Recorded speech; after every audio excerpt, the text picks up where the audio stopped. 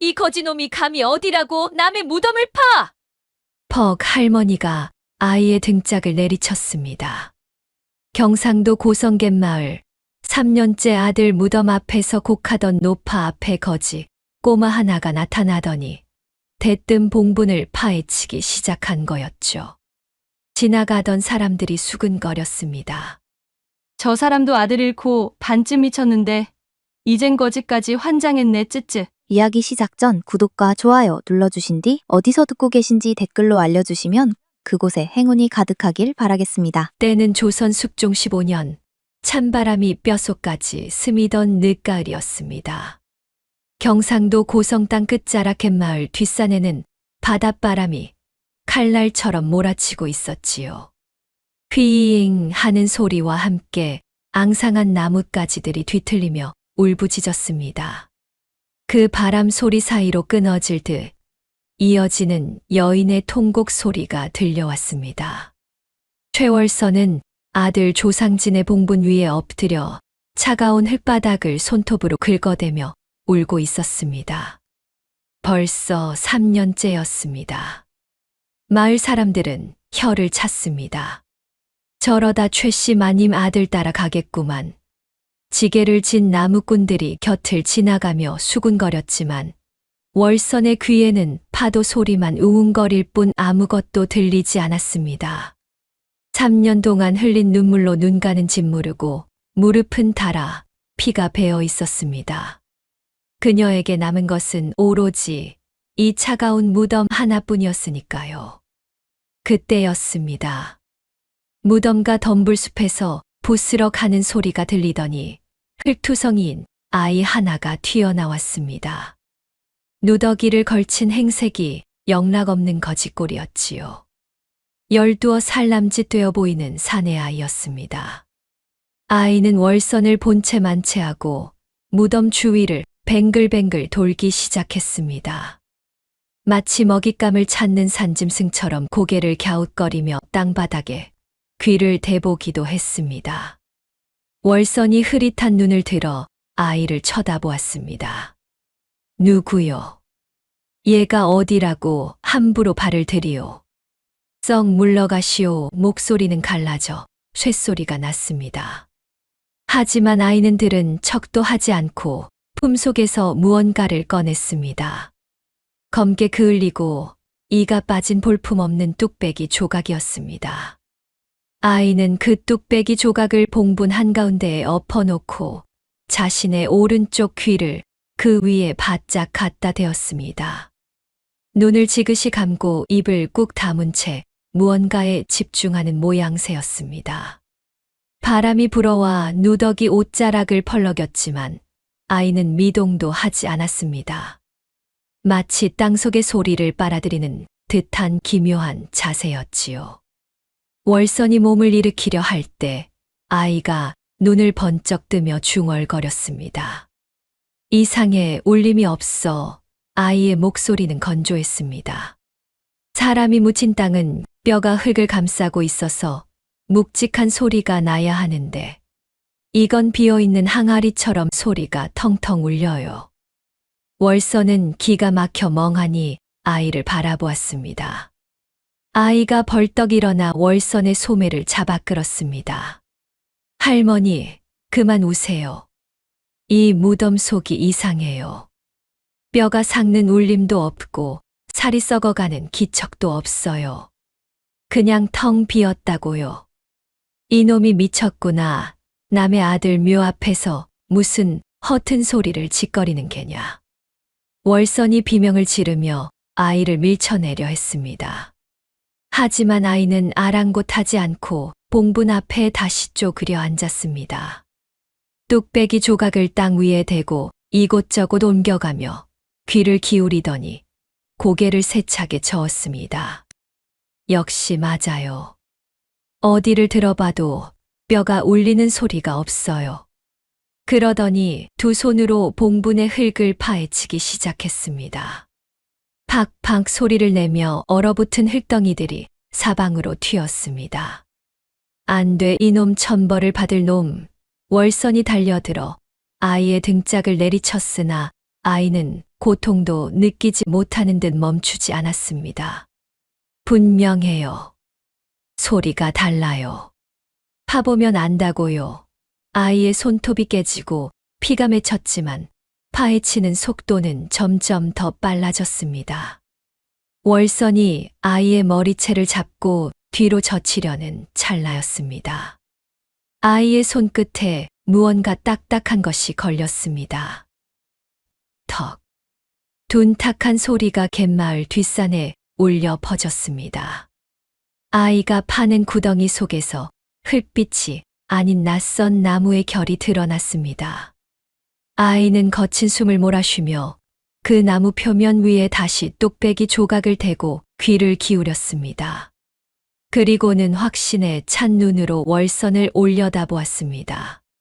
할머니, 이 안에서 뼈 소리가 안 나요. 이건 빈관이에요. 월선의 심장이 멈출 듯 조여왔습니다.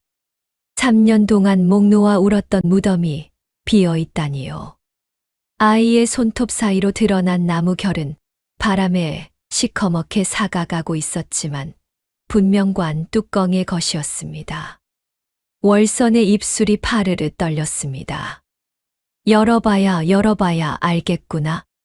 월선은 떨리는 손을 뻗어 관 뚜껑의 나무 결을 어루만졌습니다. 손끝에 전해지는 차가운 나무의 감촉이 그녀의 온몸을 관통했습니다. 이 뚜껑 아래에 아들이 있는 것인지, 아이의 말대로 텅 빈 어둠만 있는 것인지, 진실은 이 한 장의 나무 판자 아래에 있었습니다. 월선의 손끝이 관 뚜껑의 나무 결 위에서 부들부들 떨리고 있었습니다.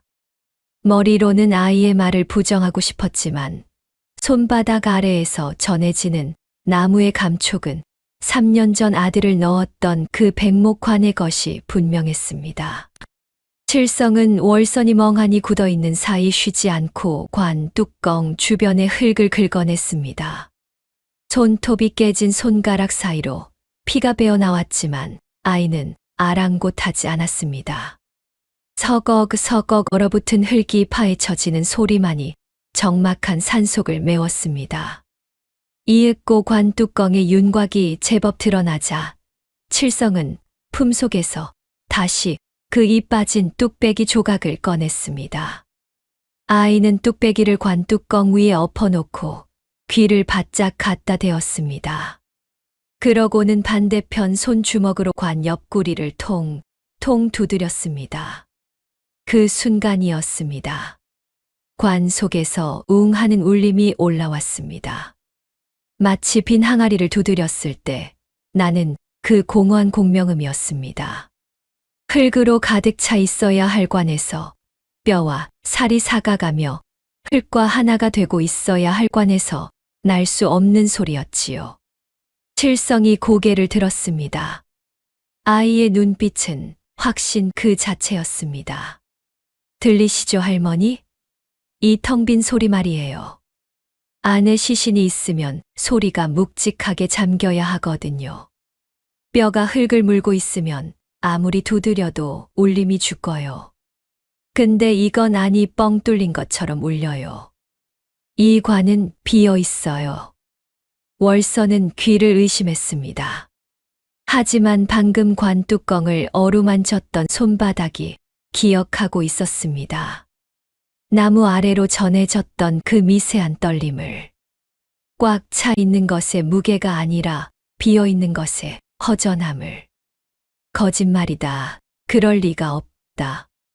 월선은 중얼거렸지만 그녀의 몸은 이미 움직이고 있었습니다. 주변에 굴러다니는 팔뚝만 한 굵은 나뭇가지를 집어들었습니다.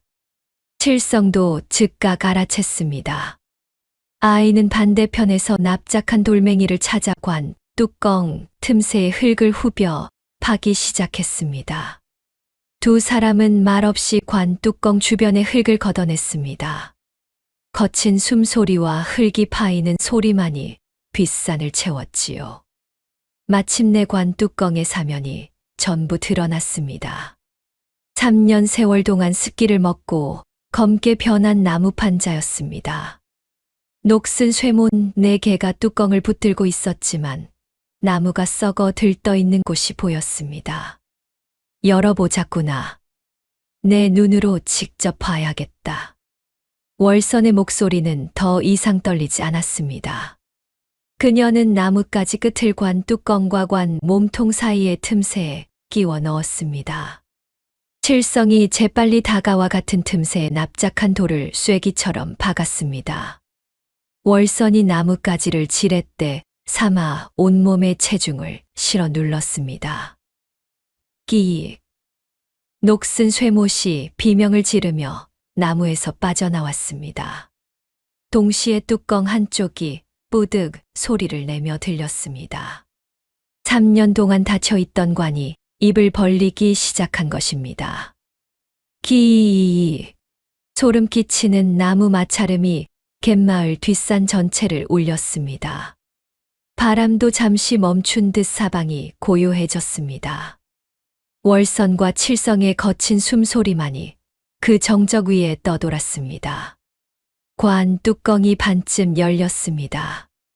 그 틈새로 훅 하고 끼쳐 나온 것은 시신이 썩는 비릿한 냄새가 아니었습니다.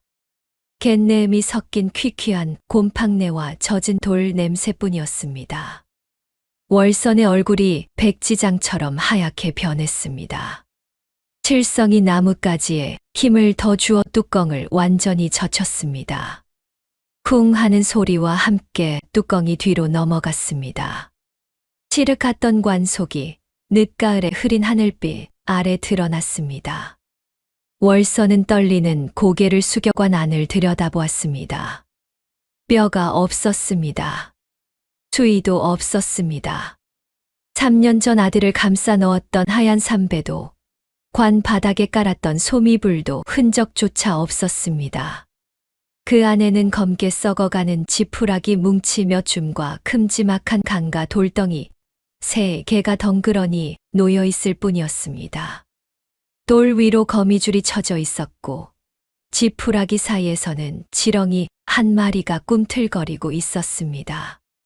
월선은 비명조차 지르지 못했습니다. 입이 벌어졌으나 소리가 나오지 않았습니다. 뒷걸음질을 치다 발이 클게 걸려 그대로 털썩 주저앉고 말았지요. 두 눈이 휘둥그레진 채 텅 빈 관만 노려보았습니다. 이게 무슨 변고란 말이냐. 월선의 목소리가 가느다란 실처럼 떨렸습니다. 3년입니다. 3년 동안 비가 와도 눈이 와도 하루도 빠지지 않고 이 봉분 위에 엎드려 울었습니다. 무릎이 닳아 피가 배고 눈물에 눈가가 짓물러도 그만둘 수 없었던 것은 이 흙 아래 아들이 잠들어 있다고 믿었기 때문입니다. 그 아들이 없었습니다. 처음부터 없었습니다. 칠성은 놀라지 않았습니다. 아이는 관 안을 들여다보며 고개를 끄덕일 뿐이었습니다. 그러더니 관 속 돌덩이 하나를 집어들고 뚝배기 조각으로 똑 두드렸습니다. 맑고 단단한 소리가 났습니다. 역시 비어 있었어요. 아까 흙 위에서 들었을 때부터 뼈가 울리는 소리도 살이 사가가는 소리도 없었거든요. 이건 처음부터 돌소리였어요. 월선은 덜덜 떨리는 손을 뻗어 관 속에 돌덩이를 집어들었습니다. 차갑고 묵직한 돌덩이였습니다. 그 무게가 손바닥을 짓누르는 것이 마치 3년 동안 쌓인 속임수의 무게 같았습니다. 상진아, 내 새끼 상진아, 이게 어찌 된 일이냐. 핏빛 같은 눈물이 툭 떨어져 돌덩이를 적셨습니다. 월선의 머릿속이 하얗게 변했습니다. 그리고 그 하얀 공백 속에서 3년 전의 기억이 번개처럼 스쳐 지나갔습니다. 아들이 갑자기 쓰러졌다는 전갈. 의원을 부르려 하자 며느리가 이미 숨이 끊어졌습니다 라며 막았던 일. 관도 열어보지 못하게 했던 것. 장례를 하루 만에 서둘러 치른 것. 그리고 장례가 끝나자마자 제가 안다며 이웃 고을 오라비 집으로 떠나버린 며느리. 그년이 한 짓이구나. 월선의 눈에서 눈물이 쏙 들어갔습니다. 슬픔이 일순간 시퍼런 분노로 바뀌었습니다. 그때 칠성이 관 밖으로 나와 고개를 들었습니다. 바람이 한 줄기 불어왔습니다.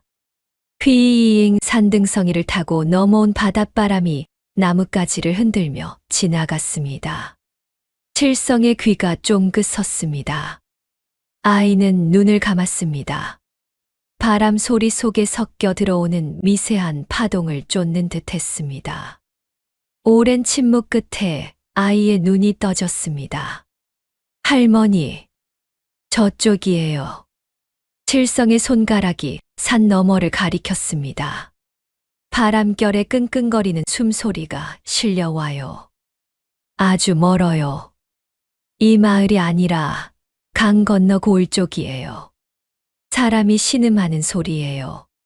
쇠붙이에 눌린 것처럼 무겁고 짓눌린 숨소리가. 월선의 눈이 번쩍 뜨였습니다. 강 건너 고을. 그곳은 며느리가 재가를 핑계 삼아 들어간 오라비 민대광의 집이 있는 곳이었습니다. 그놈들이 내 아들을 빼돌린 거로구나. 죽은 척 장례를 꾸미고. 월선의 이가 갈렸습니다. 우드득 소리가 날 정도로 이를 악물었습니다. 그녀는 관 속에 남아있던 돌덩이 하나를 집어들어 치마폭에 단단히 싸매었습니다. 가자. 목소리가 낮고 단호했습니다. 3년 동안 무덤 앞에서 공만 하던 늙은 어미의 목소리가 아니었습니다.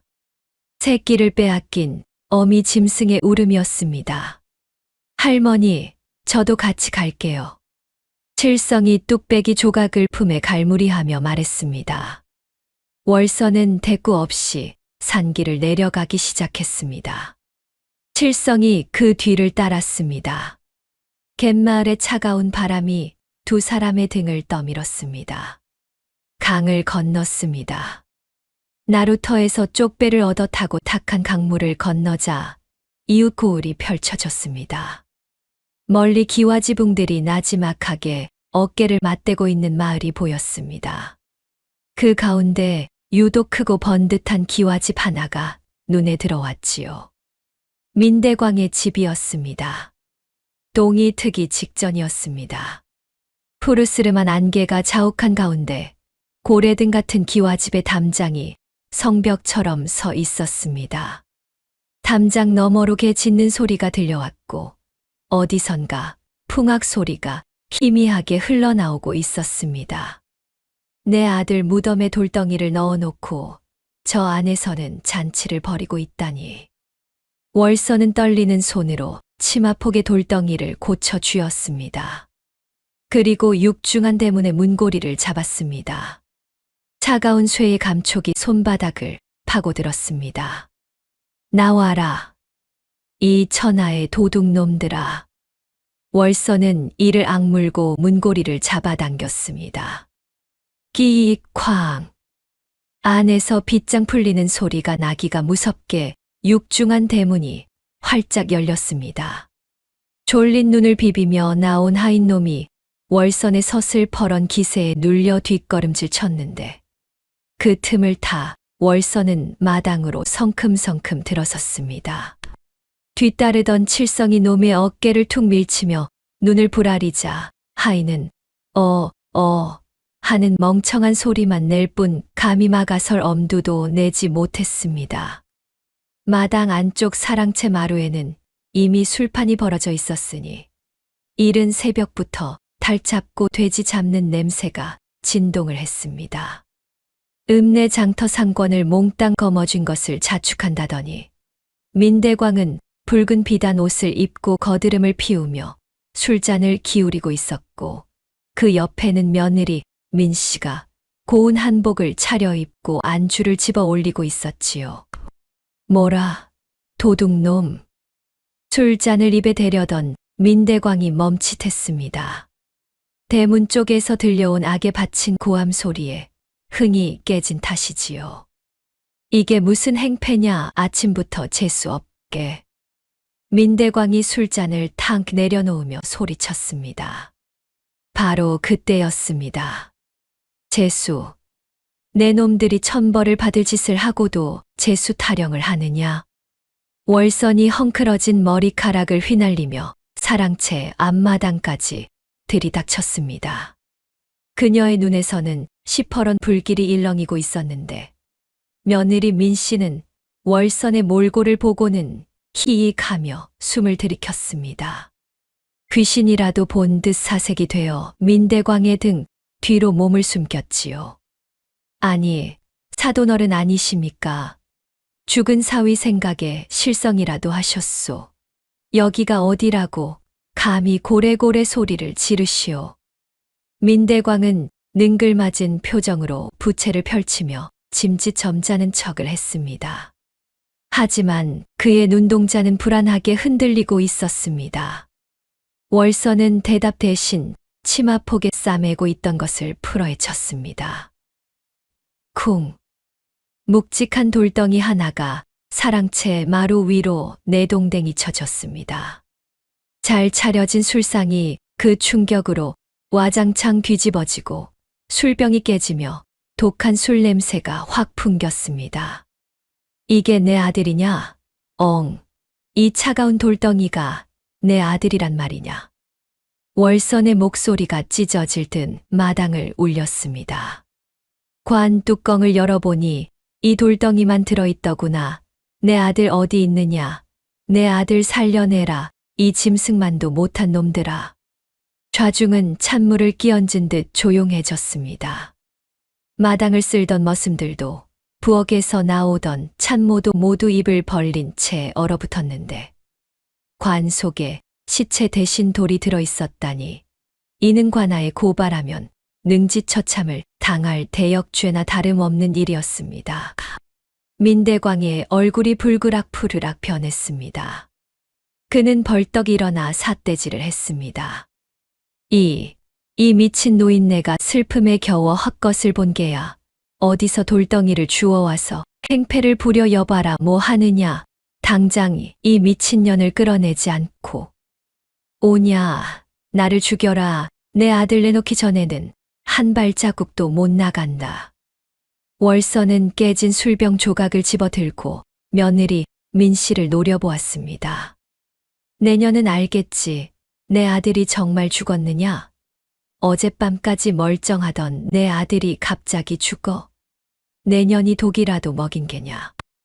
민 씨는 사시나무 떨듯 떨며 고개를 저었습니다. 저는 몰라요 오라버니. 오라버니가 시키는 대로 입 다물지 못해. 민대광이 며느리의 뺨을 후려갈길 듯 손을 치켜들었습니다. 마당은 순식간에 아수라장이 되었습니다. 하인들이 우르르 몰려나와 월선을 에워쌌고 월선은 짐승처럼 울부짖으며 그들에게 맞섰습니다. 모두의 시선이 월선과 민대광의 싸움에 쏠려 있는 그 순간이었습니다. 월선과 함께 들어왔던 칠성은 슬그머니 뒷걸음질을 쳤습니다. 그는 사람들이 보지 못하게 몸을 낮추고 담벼락을 따라 움직였는데 이는 월선이 미리 일러둔 대로였습니다. 내가 놈들의 혼을 빼놓을 테니 너는 집안을 샅샅이 뒤져라. 분명 어딘가에 숨겨두었을 게다. 칠성의 눈매가 매섭게 빛났습니다. 안채와 사랑채는 사람이 너무 많아 숨기기 어렵습니다. 그렇다면 남은 곳은 사람 발길이 뜸한 곳. 칠성의 시선이 마당 구석, 거미줄이 쳐진 낡은 광으로 향했습니다. 다른 곳은 잔치 준비로 문이 활짝 열려 있는데 유독 저 광만 커다란 자물쇠로 굳게 잠겨 있었지요. 저기다. 칠성은 본능적으로 직감했습니다. 그는 소란스러운 틈을 타 잽싸게 광 쪽으로 몸을 날렸습니다. 집신이 흙바닥을 스치는 스스쓱 소리조차 들리지 않을 만큼 날렵한 몸놀림이었습니다. 광 앞에 다다른 칠성은 주위를 살폈는데 민대광과 하인들은 여전히 월선을 끌어내느라 정신이 팔려 있었습니다. 이놈들아, 내 손으로 관아에 갈 것이다. 사또 나으리께 이 돌덩이를 보여줄 것이란 말이다. 월선의 악쓰는 소리가 담장을 넘을 듯했습니다. 칠성은 숨을 죽이고 광의 나무 벽에 귀를 바짝 갖다 댔습니다. 오래된 나무 냄새와 퀴퀴한 곰팡이 냄새가 코를 찔렀습니다. 처음에는 아무 소리도 들리지 않았습니다. 그저 바람에 문풍지 떠는 소리와 저 멀리 월선의 고함 소리뿐이었지요. 잘못 짚었나? 칠성이 막 귀를 때려던 찰나였습니다. 탁, 타다. 아주 미세한 소리였습니다. 쥐가 갉아먹는 소리 같기도 하고 누군가 손가락으로 벽을 긁는 소리 같기도 했습니다. 칠성은 눈을 크게 떴습니다. 심장이 쿵쿵 쿵 하고 방망이질 치기 시작했습니다. 그는 다시 한번 숨을 멈추고 온 신경을 귀에 집중했습니다. 바람 소리가 아니었습니다.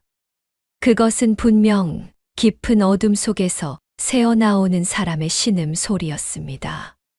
입이 틀어막힌 채 억지로 내뱉는 고통의 찬 신음 소리가 나무 벽을 타고 희미하게 전해져 왔습니다. 칠성은 주먹을 꽉 쥐고 확신에 찬 눈으로 광의 문고리에 매달린 녹슨 자물쇠를 노려보았습니다. 쿵쿵. 칠성은 주먹으로 거칠게 나무 벽을 내리쳤습니다. 손마디가 까져 피가 배어 나왔지만 통증을 느낄 겨를이 없었습니다. 안에서 들려오는 소리는 분명 짐승의 것이 아니었습니다. 그것은 짐승의 가죽을 쓴 사람 혹은 사람의 형상을 한 짐승이 토해내는 절규에 가까웠습니다. 할머니 여기에요. 이 광이에요. 칠성의 목소리가 마당을 쩌렁쩌렁 울렸습니다. 그 소리는 마치 마른 하늘에 떨어진 날벼락 같았습니다. 대청마루에서 뒷짐을 지고 거드름을 피우던 민대광의 눈썹이 꿈틀했습니다. 그는 믿을 수 없다는 듯 귀를 의심하며 성큼성큼 마당으로 내려섰습니다. 뭐라, 이 거지놈이 지금 뭐라 짓거리는 게냐. 여기 사람이 있어요. 벽 너머에서 아저씨 숨소리가 난다고요. 그르렁거리는 소리가 짐승이 아니에요. 칠성은 뒤를 돌아보며 악을 썼습니다. 그의 눈은 확신으로 번들거리고 있었습니다. 그 순간 민대광의 얼굴이 흑빛으로 변하더니 이내 불그락 험악하게 일그러졌습니다. 감추고 싶었던 치부를 들킨 사람의 당혹감이 스쳐 지나갔으나 그것은 곧장 살기 어린 분노로 바뀌었습니다. 저 미친놈이 감히 남의 집 광에다 대고 무슨 헛소리냐. 여봐라, 당장 저것들을 끌어내라. 아니 멍석마리를 해서라도 내쫓아. 민대광의 고함이 떨어지자마자 마당 구석에서 눈치만 보던 건장한 하인 넷이 우르르 달려들었습니다.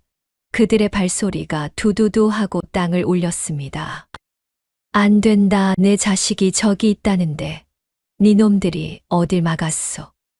월선이 비명처럼 소리치며 달려왔습니다.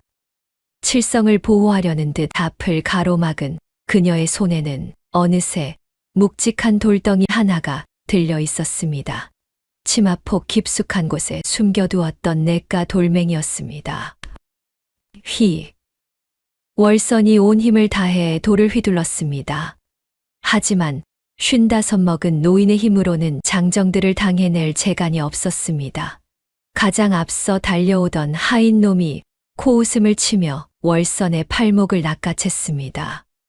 아이고 할망구, 곱게 나갈 것이지. 이게 무슨 행패요.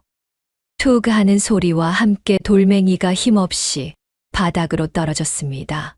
하인은 월선의 팔을 꺾어등 뒤로 제압했고 다른 두 놈은 칠성의 양팔을 붙잡아 들어 올렸습니다.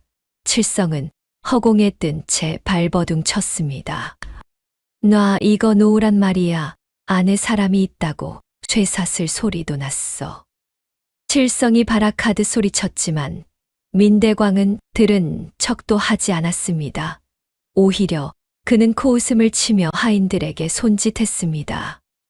입 닥치게 하고 당장 대문 밖으로 던져버려 재수 없게시리 아침부터 거지가 꼬여가지고. 하인들은 짐짝을 나르듯 두 사람을 질질 끌고 대문 쪽으로 향했습니다. 칠성의 집신이 벗겨져 흙바닥에 나뒹굴었고 월선의 꽃신도 진흙투성이가 되었습니다. 끌려가는 와중에도 칠성은 시선을 광 쪽에서 떼지 않았습니다. 그때였습니다. 소란스러운 와중에 안채 문이 살며시 열리더니 월선의 며느리이자 민대광의 여동생인 민씨가 모습을 드러냈습니다. 그녀는 겁에 질린 표정으로 오라비 민대광의 등 뒤에 숨어 이 광경을 지켜보고 있었습니다. 하인들의 손에 들려 대문으로 끌려가던 칠성이 민씨 옆을 스쳐 지나가는 찰나였습니다. 두근두근 콩닥콩닥. 칠성의 귀가 다시 한번 쫑긋했습니다. 세상의 모든 소리가 물러가고 오직 민씨의 몸에서 나는 소리만이 귓가에 확대되어 들려왔습니다. 그것은 기이한 소리였습니다. 공포에 질려 빠르게 뛰는 민씨의 심장 소리, 그리고 그 밑에서 아주 작고 빠르게 하지만 분명하게 들려오는 또 하나의 심장 소리였습니다. 하나의 몸에서 두 개의 심장이 뛰고 있었습니다. 칠성은 순간적으로 발버둥 치던 것을 멈추고 멍하니 민씨를 바라보았습니다. 그녀의 배는 아직 평평했고 겉으로 보기엔 아무런 변화도 없었습니다. 하지만 소리는 거짓말을 하지 않았습니다. 아기가 있나? 칠성이 의문을 품기도 전 하인들은 가차 없이 대문 밖으로 그들을 내동댕이 쳤습니다. 철퍼덕. 월선이 흙바닥에 엎어졌고 칠성도 그 옆으로 굴러떨어졌습니다. 흙먼지가 푸석하고 피어올랐습니다. 다시는 얼씬도 하지 마라, 한 번만 더 와서 행패 부리면 그땐 관아에 넘길 테니.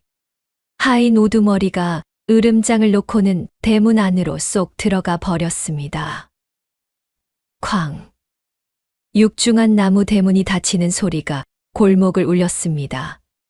이어서 안쪽에서 굵은 빗장을 지르는 소리가 철컹하고 들려왔습니다. 마치 세상과 단절된 듯한 차갑고 단호한 소리였습니다. 월선은 바닥에 주저앉은 채 대문을 향해 울부짖었습니다. 이 천벌을 받을 놈들아, 내 새끼 내놓아라. 광 속에 내 아들 숨겨놓고 시침이 떼면 다냐. 억울해서 못 산다, 억울했어. 그녀는 땅을 치며 통곡했습니다. 손바닥이 흙바닥에 쓸려 피가 맺혔지만 아들을 찾지 못한 어미에 한해 비할 바가 아니었습니다. 동네 사람들이 하나둘씩 웅성거리며 모여들었습니다. 저 노인네 또 왔네 그려. 민대광이네 집에서 쫓겨난 모양이지. 쯧쯧 죽은 아들 찾겠다고 저러니 원 노망이 들어도 단단히 들었어. 사람들의 수군거림이 비수처럼 날아와 꽂혔지만 월선은 들리지 않는 듯 했습니다. 그녀의 눈에는 오직 굳게 닫힌 대문만이 보일 뿐이었습니다. 절망이 그녀의 어깨를 짓눌렀습니다.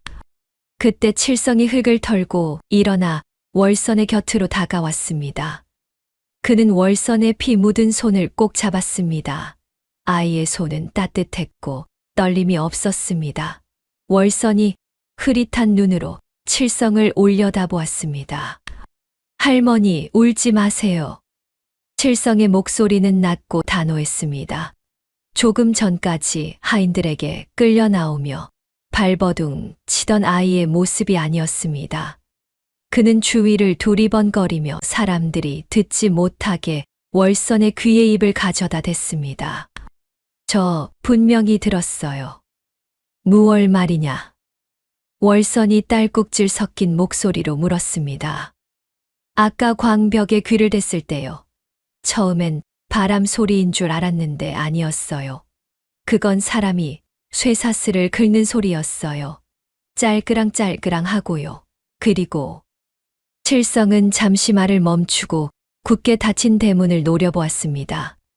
그의 눈동자에 이글거리는 불꽃이 일렁였습니다. 아저씨가 어머니 하고 부르는 소리를 들었어요.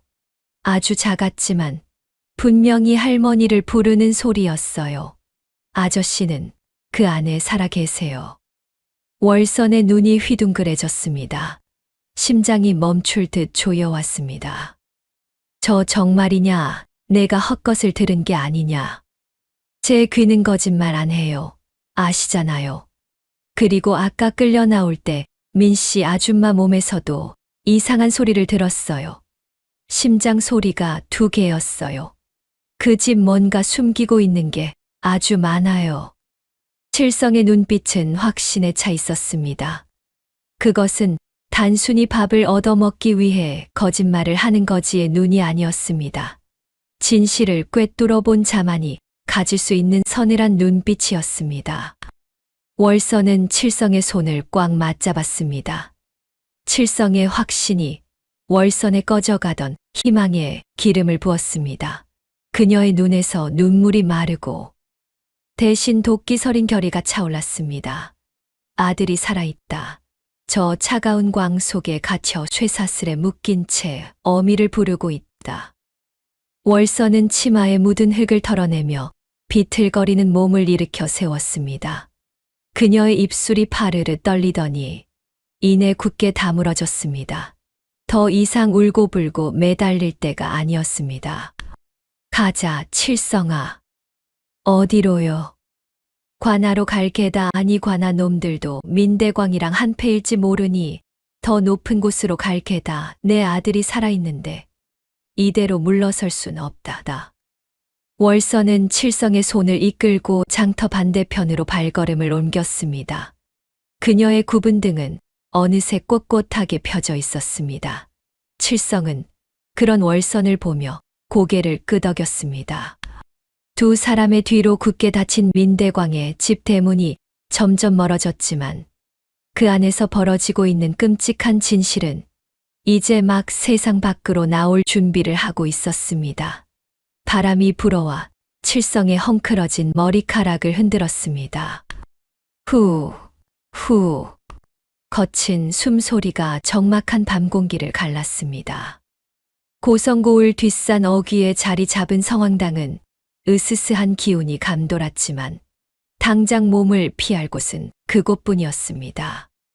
월선과 칠성은 낡은 거적대기가 깔린 당집 안으로 허겁지겁 몸을 숨겼습니다. 타닥, 탁. 칠성이 품에서 부싯돌을 꺼내 불을 붙이자 퀴퀴한 곰팡이 냄새와 함께 희미한 불빛이 피어올랐습니다. 그 불빛 아래 드러난 월선의 얼굴은 흙투성이에 엉망진창이었습니다. 하지만 눈빛만은 형형하게 살아있었지요. 월선은 숨을 고르며 칠성을 뚫어지게 쳐다보았습니다. 칠성아. 예, 어머니. 너는 어찌하여 생면부지인 나를 돕느냐. 민대광은 고을 사또도 함부로 못 건드리는 독사 같은 놈이다. 목숨이 2개라도 된단 말이냐. 월선의 물음은 날카로웠습니다. 세상에 공짜는 없는 법. 거짓골을 한 아이가 아무 대가도 없이 목숨을 걸 리가 없었습니다. 칠성은 쑥스러운 듯 코를 훌쩍 들이마시더니 품속을 뒤적였습니다. 달그락. 그가 꺼내놓은 것은 검게 그을리고 이가 빠진 볼품없는 뚝배기 조각이었습니다. 모서리가 얼마나 만지작거렸는지 반질반질하게 달아있었지요. 이게 무엇이냐? 5년 전이었습니다요. 칠성이 조각을 두 손으로 소중히 감싸 쥐었습니다. 아이의 눈동자에 촛불이 일렁이더니 그 너머로 아주 먼 곳을 바라보는 빛이 떠올랐습니다. 고성장터에 비가 억수같이 쏟아지던 날이었어요. 5년 전 고성장터. 하늘이 뚫어진 듯 쏟아지는 빗줄기가 장터 흘바닥을 강물로 만들고 있었습니다. 쏴 빗소리에 파묻혀 좌판을 걷어 치우는 상인들의 고함 소리도 제대로 들리지 않았지요. 국밥집 처마 밑에 아이 하나가 웅크리고 있었습니다. 7살 먹은 칠성이었습니다.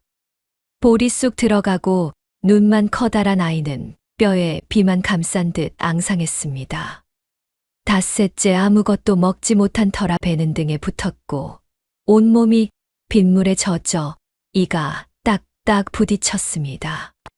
처마 안쪽에서는 국밥 끓이는 냄새가 흘러나왔습니다. 소뼈를 고아 뽀얗게 우려낸 국물 냄새였습니다. 굶주린 아이에게 그 냄새는 차라리 고문이었지요. 칠성은 눈을 꼭 감고 입맛만 다셨습니다. 보글보글. 가마솥 끓는 소리가 빗소리 사이로 들려올 때마다 뱃속이 꼬르륵 아우성을 쳤습니다. 칠성은 참다 못해 국밥집 문 앞으로 기어갔습니다. 문지방 틈새로 따뜻한 김이 훅 하고 새어나왔고 그 온기가 얼어붙은 코끝을 간지럽혔습니다. 저리 못 가. 찰박. 뜨거운 국물이 아이의 발등 위로 쏟아졌습니다. 국밥집 주인이 빈 그릇에 남은 국물 찌꺼기를 아이에게 끼얹은 것입니다. 으악. 칠성이 비명을 질렀습니다. 발등에 살이 발갛게 되어 물집이 올라왔습니다. 아이는 빗물 웅덩이에 발을 담그며 크크 울었지만 주인은 아랑곳하지 않았습니다. 이 거지 놈이 장사 방해하지 말고 꺼져. 또 오면 삶은 물을 통째로 끼얹을 줄 알아. 주인이 빗자루를 들고 내쫓으려 하자 칠성은 기다시피 처마 밖으로 밀려났습니다. 빗줄기가 대모처럼 아이의 머리와 어깨를 후려쳤습니다. 갈 곳이 없었습니다. 아이는 길바닥에 쪼그려 앉아 떨었습니다. 빗물인지 눈물인지 모를 것이 두 뺨을 타고 흘렀습니다. 이대로 죽는 건가? 7살 아이의 머릿속에 그런 생각이 스쳤습니다. 부모는 2년 전 역병에 쓸려갔고 마을에 남은 친척도 없었습니다. 장터에서 구걸을 하며 연명해 왔지만 닷새째 아무도 밥 한 술 나눠주지 않았습니다. 추위와 굶주림이 동시에 몸을 죄어오자 눈앞이 캄캄해지기 시작했습니다. 그때였습니다. 이놈아 아이한테 뜨거운 물을 끼얹어. 사람이 그럴 수가 있어. 빗줄기를 뚫고 낭낭한 여인의 호통 소리가 장터에 울려 퍼졌습니다.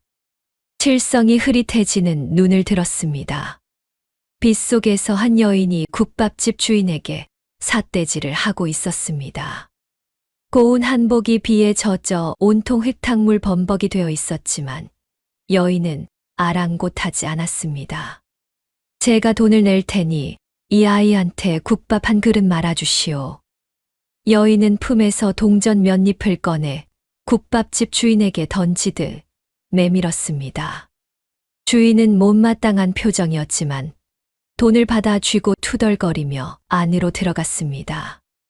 여인이 빗속에 쪼그려 앉은 칠성 앞에 무릎을 꿇었습니다. 그녀의 손이 아이의 차가운 뺨을 감쌌습니다. 그 손바닥이 너무 따뜻해서 칠성은 그만 눈물이 쏟아졌습니다. 아가, 어디가 아프냐? 여인의 목소리가 부드러웠습니다. 칠성은 대답도 못하고 울기만 했습니다. 이윽고 국밥집 주인이 이가 빠진 뚝배기에 국밥 한 그릇을 담아왔습니다. 끝이 깨진 볼품없는 그릇이었지요.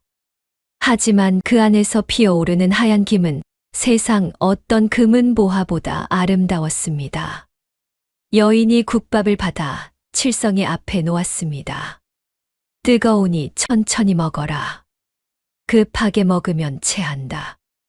여인은 아이의 손을 잡아 숟가락을 쥐어주었습니다. 칠성은 떨리는 손으로 국물을 한 술 떴습니다. 뜨거웠습니다. 입술이 데일 만큼 뜨거운 국물이 목구멍을 타고 내려가는 순간 온몸에 얼어붙은 핏줄이 녹아내리는 것 같았습니다. 뱃속에서 따뜻한 기운이 확 퍼져나가더니 닷새 동안 먹지 못해 시커멓게 꺼져가던 눈앞이 조금씩 밝아지기 시작했습니다. 칠성은 숟가락을 놓고 두 손으로 뚝배기를 감싸 쥐었습니다. 그릇에서 전해지는 온기가 손바닥을 타고 가슴까지 스며들었습니다. 아이는 뚝배기를 끌어안듯 들어 올려 국물을 후루룩 마셨습니다. 한 모금, 두 모금, 한술 남김없이 비워냈습니다. 마지막 한 방울까지. 국밥을 다 먹고 고개를 들었을 때 여인은 이미 빗속으로 사라지고 있었습니다. 우산도 없이 비를 맞으며 장터를 빠져나가는 뒷모습이 빗줄기 너머로 점점 작아졌습니다. 칠성은 부르려고 입을 열었지만 목소리가 나오지 않았습니다.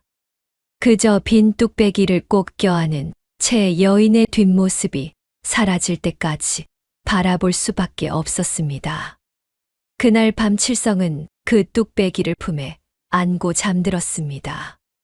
깨진 그릇에서는 아직도 국밥의 온기가 남아있는 것 같았습니다. 아이는 그릇 모서리를 손가락으로 어루만지며 중얼거렸습니다. 꼭 찾을 거야. 꼭 갚을 거야. 그 뒤로 5년이었습니다. 그릇은 깨지고 닳아 조각 하나만 남았지만 칠성은 단 하루도 그것을 품에서 꺼내놓은 적이 없었습니다. 성황당 안에 다시 정적이 내려앉았습니다. 칠성의 이야기를 듣는 동안 월서는 숨조차 쉬지 못하고 있었습니다. 기억이 떠올랐습니다. 비 오는 장터에서 국밥집 주인에게 뜨거운 물을 맞고 있던 작은 아이. 불상에서 국밥 한 그릇 사준 것. 우산을 씌워주려다 아이가 국밥에 정신이 팔린 사이 비를 맞으며 돌아왔던 것. 돌아오는 길에 비를 맞으며 생각했습니다. 저 아이가 무사히 오늘 밤을 넘기면 좋겠구나. 그리고는 잊었습니다. 대수롭지 않은 일이었으니까요. 그 아이가 내가 그 아이였단 말이냐. 월선의 입술이 파르르 떨렸습니다. 칠성은 뚝배기 조각을 내려다보며 말을 이었습니다. 그 국밥이 아니었으면 저는 그날 밤 죽었을 거예요. 빗속에서 얼어 죽거나 굶어 죽거나 둘 중 하나였을 겁니다. 어머니가 살려주신 거예요. 5년이다. 5년 동안 이 조각 하나를 품고 다녔단 말이냐? 낮에 어머니 곡소리가 들리자마자 앞뒤 잴 것 없이 달려왔습니다요. 그 소리가 5년 전 비 오던 날 어머니 목소리랑 똑같았거든요. 제 목숨은 어머니가 살려주신 거니 아들 찾는 일에 목숨 거는 건 당연한 일입니다. 월서는 입을 틀어 막았습니다. 가슴 속에서 뜨거운 것이 울컥 치솟았습니다. 세상에 버려진 줄만 알았던 자신의 작은 선행이 5년이라는 시간을 건너 되돌아온 것입니다. 국밥 한 그릇, 동전 몇 입. 비를 맞으며 돌아오던 그 하찮은 일이 한 아이의 목숨을 살렸고 그 아이가 5년을 기다려 이 자리에 서 있었습니다. 고맙다 고마워. 내 아들 상진이도 어디선가 너 같은 은인을 만났어야 했는데. 월서는 칠성의 거친 손을 덥석 잡고 소리 죽여 울었습니다. 성황당 안에는 두 사람의 흐느낌만이 가득 찼습니다. 촛불이 흔들리며 두 사람의 그림자가 벽 위에서 하나로 겹쳐졌습니다. 그때였습니다. 월선의 눈에서 떨어진 굵은 눈물방울 하나가 칠성이 쥐고 있던 뚝배기 조각 위로 톡 하고 떨어졌습니다. 그러자 기이한 일이 벌어졌습니다. 웅. 눈물이 닿은 뚝배기 조각에서 미세한 진동이 느껴졌습니다. 처음에는 바람에 문풍지가 떨리는 소리인가 싶었습니다. 하지만 아니었습니다. 진동은 점점 커져 낮은 울림소리가 성황당 안을 메아리치기 시작했습니다. 마치 5년 전 빗속에서 그릇에 담겨 있던 온기가 다시 깨어나기라도 하는 것처럼, 월선의 슬픔에 응답하기라도 하는 것처럼. 칠성이 화들짝 놀라 조각을 내려다보았습니다. 어머니, 이것 좀 보십시오. 소리가 납니다. 칠성이 귀를 조각에 바짝 갖다 대었습니다. 그의 얼굴이 일그러졌습니다. 이건 울음소리예요. 누군가 울고 있어요. 아주 멀리서, 아주 깊은 곳에서. 칠성의 눈에 눈물이 글썽였습니다. 그 울림은 월선의 3년 통곡과도 칠성의 5년 그리움과도 닮아 있었습니다. 단순한 밥그릇 조각이 아니었습니다. 베풀었던 마음과 받았던 은혜가 시간을 건너 공명하고 있었습니다. 운명의 수레바퀴가 다시 한번 거세게 구르기 시작했습니다. 뚝배기 조각의 울림에 놀랄 새도 없이 칠성이 다급하게 월선의 소매를 잡아 끌었습니다. 어머니, 말발굽 소리가 들립니다. 놈들이 코앞까지 왔어요. 칠성이 후욱 하고 촛불을 끄자마자 성황당 밖에서 거친 말울음 소리가 히잉 하고 터져 나왔습니다. 이랴, 이 잡것들이 어디로 숨었느냐. 횃불의 붉은 그림자가 창호지 문을 쓱 훑고 지나갔습니다. 두 사람은 제단 밑 낡은 거적 뒤로 몸을 구겨 넣고 숨조차 크게 쉬지 못했습니다. 심장이 쿵 하고 귓가에서 북을 쳤습니다.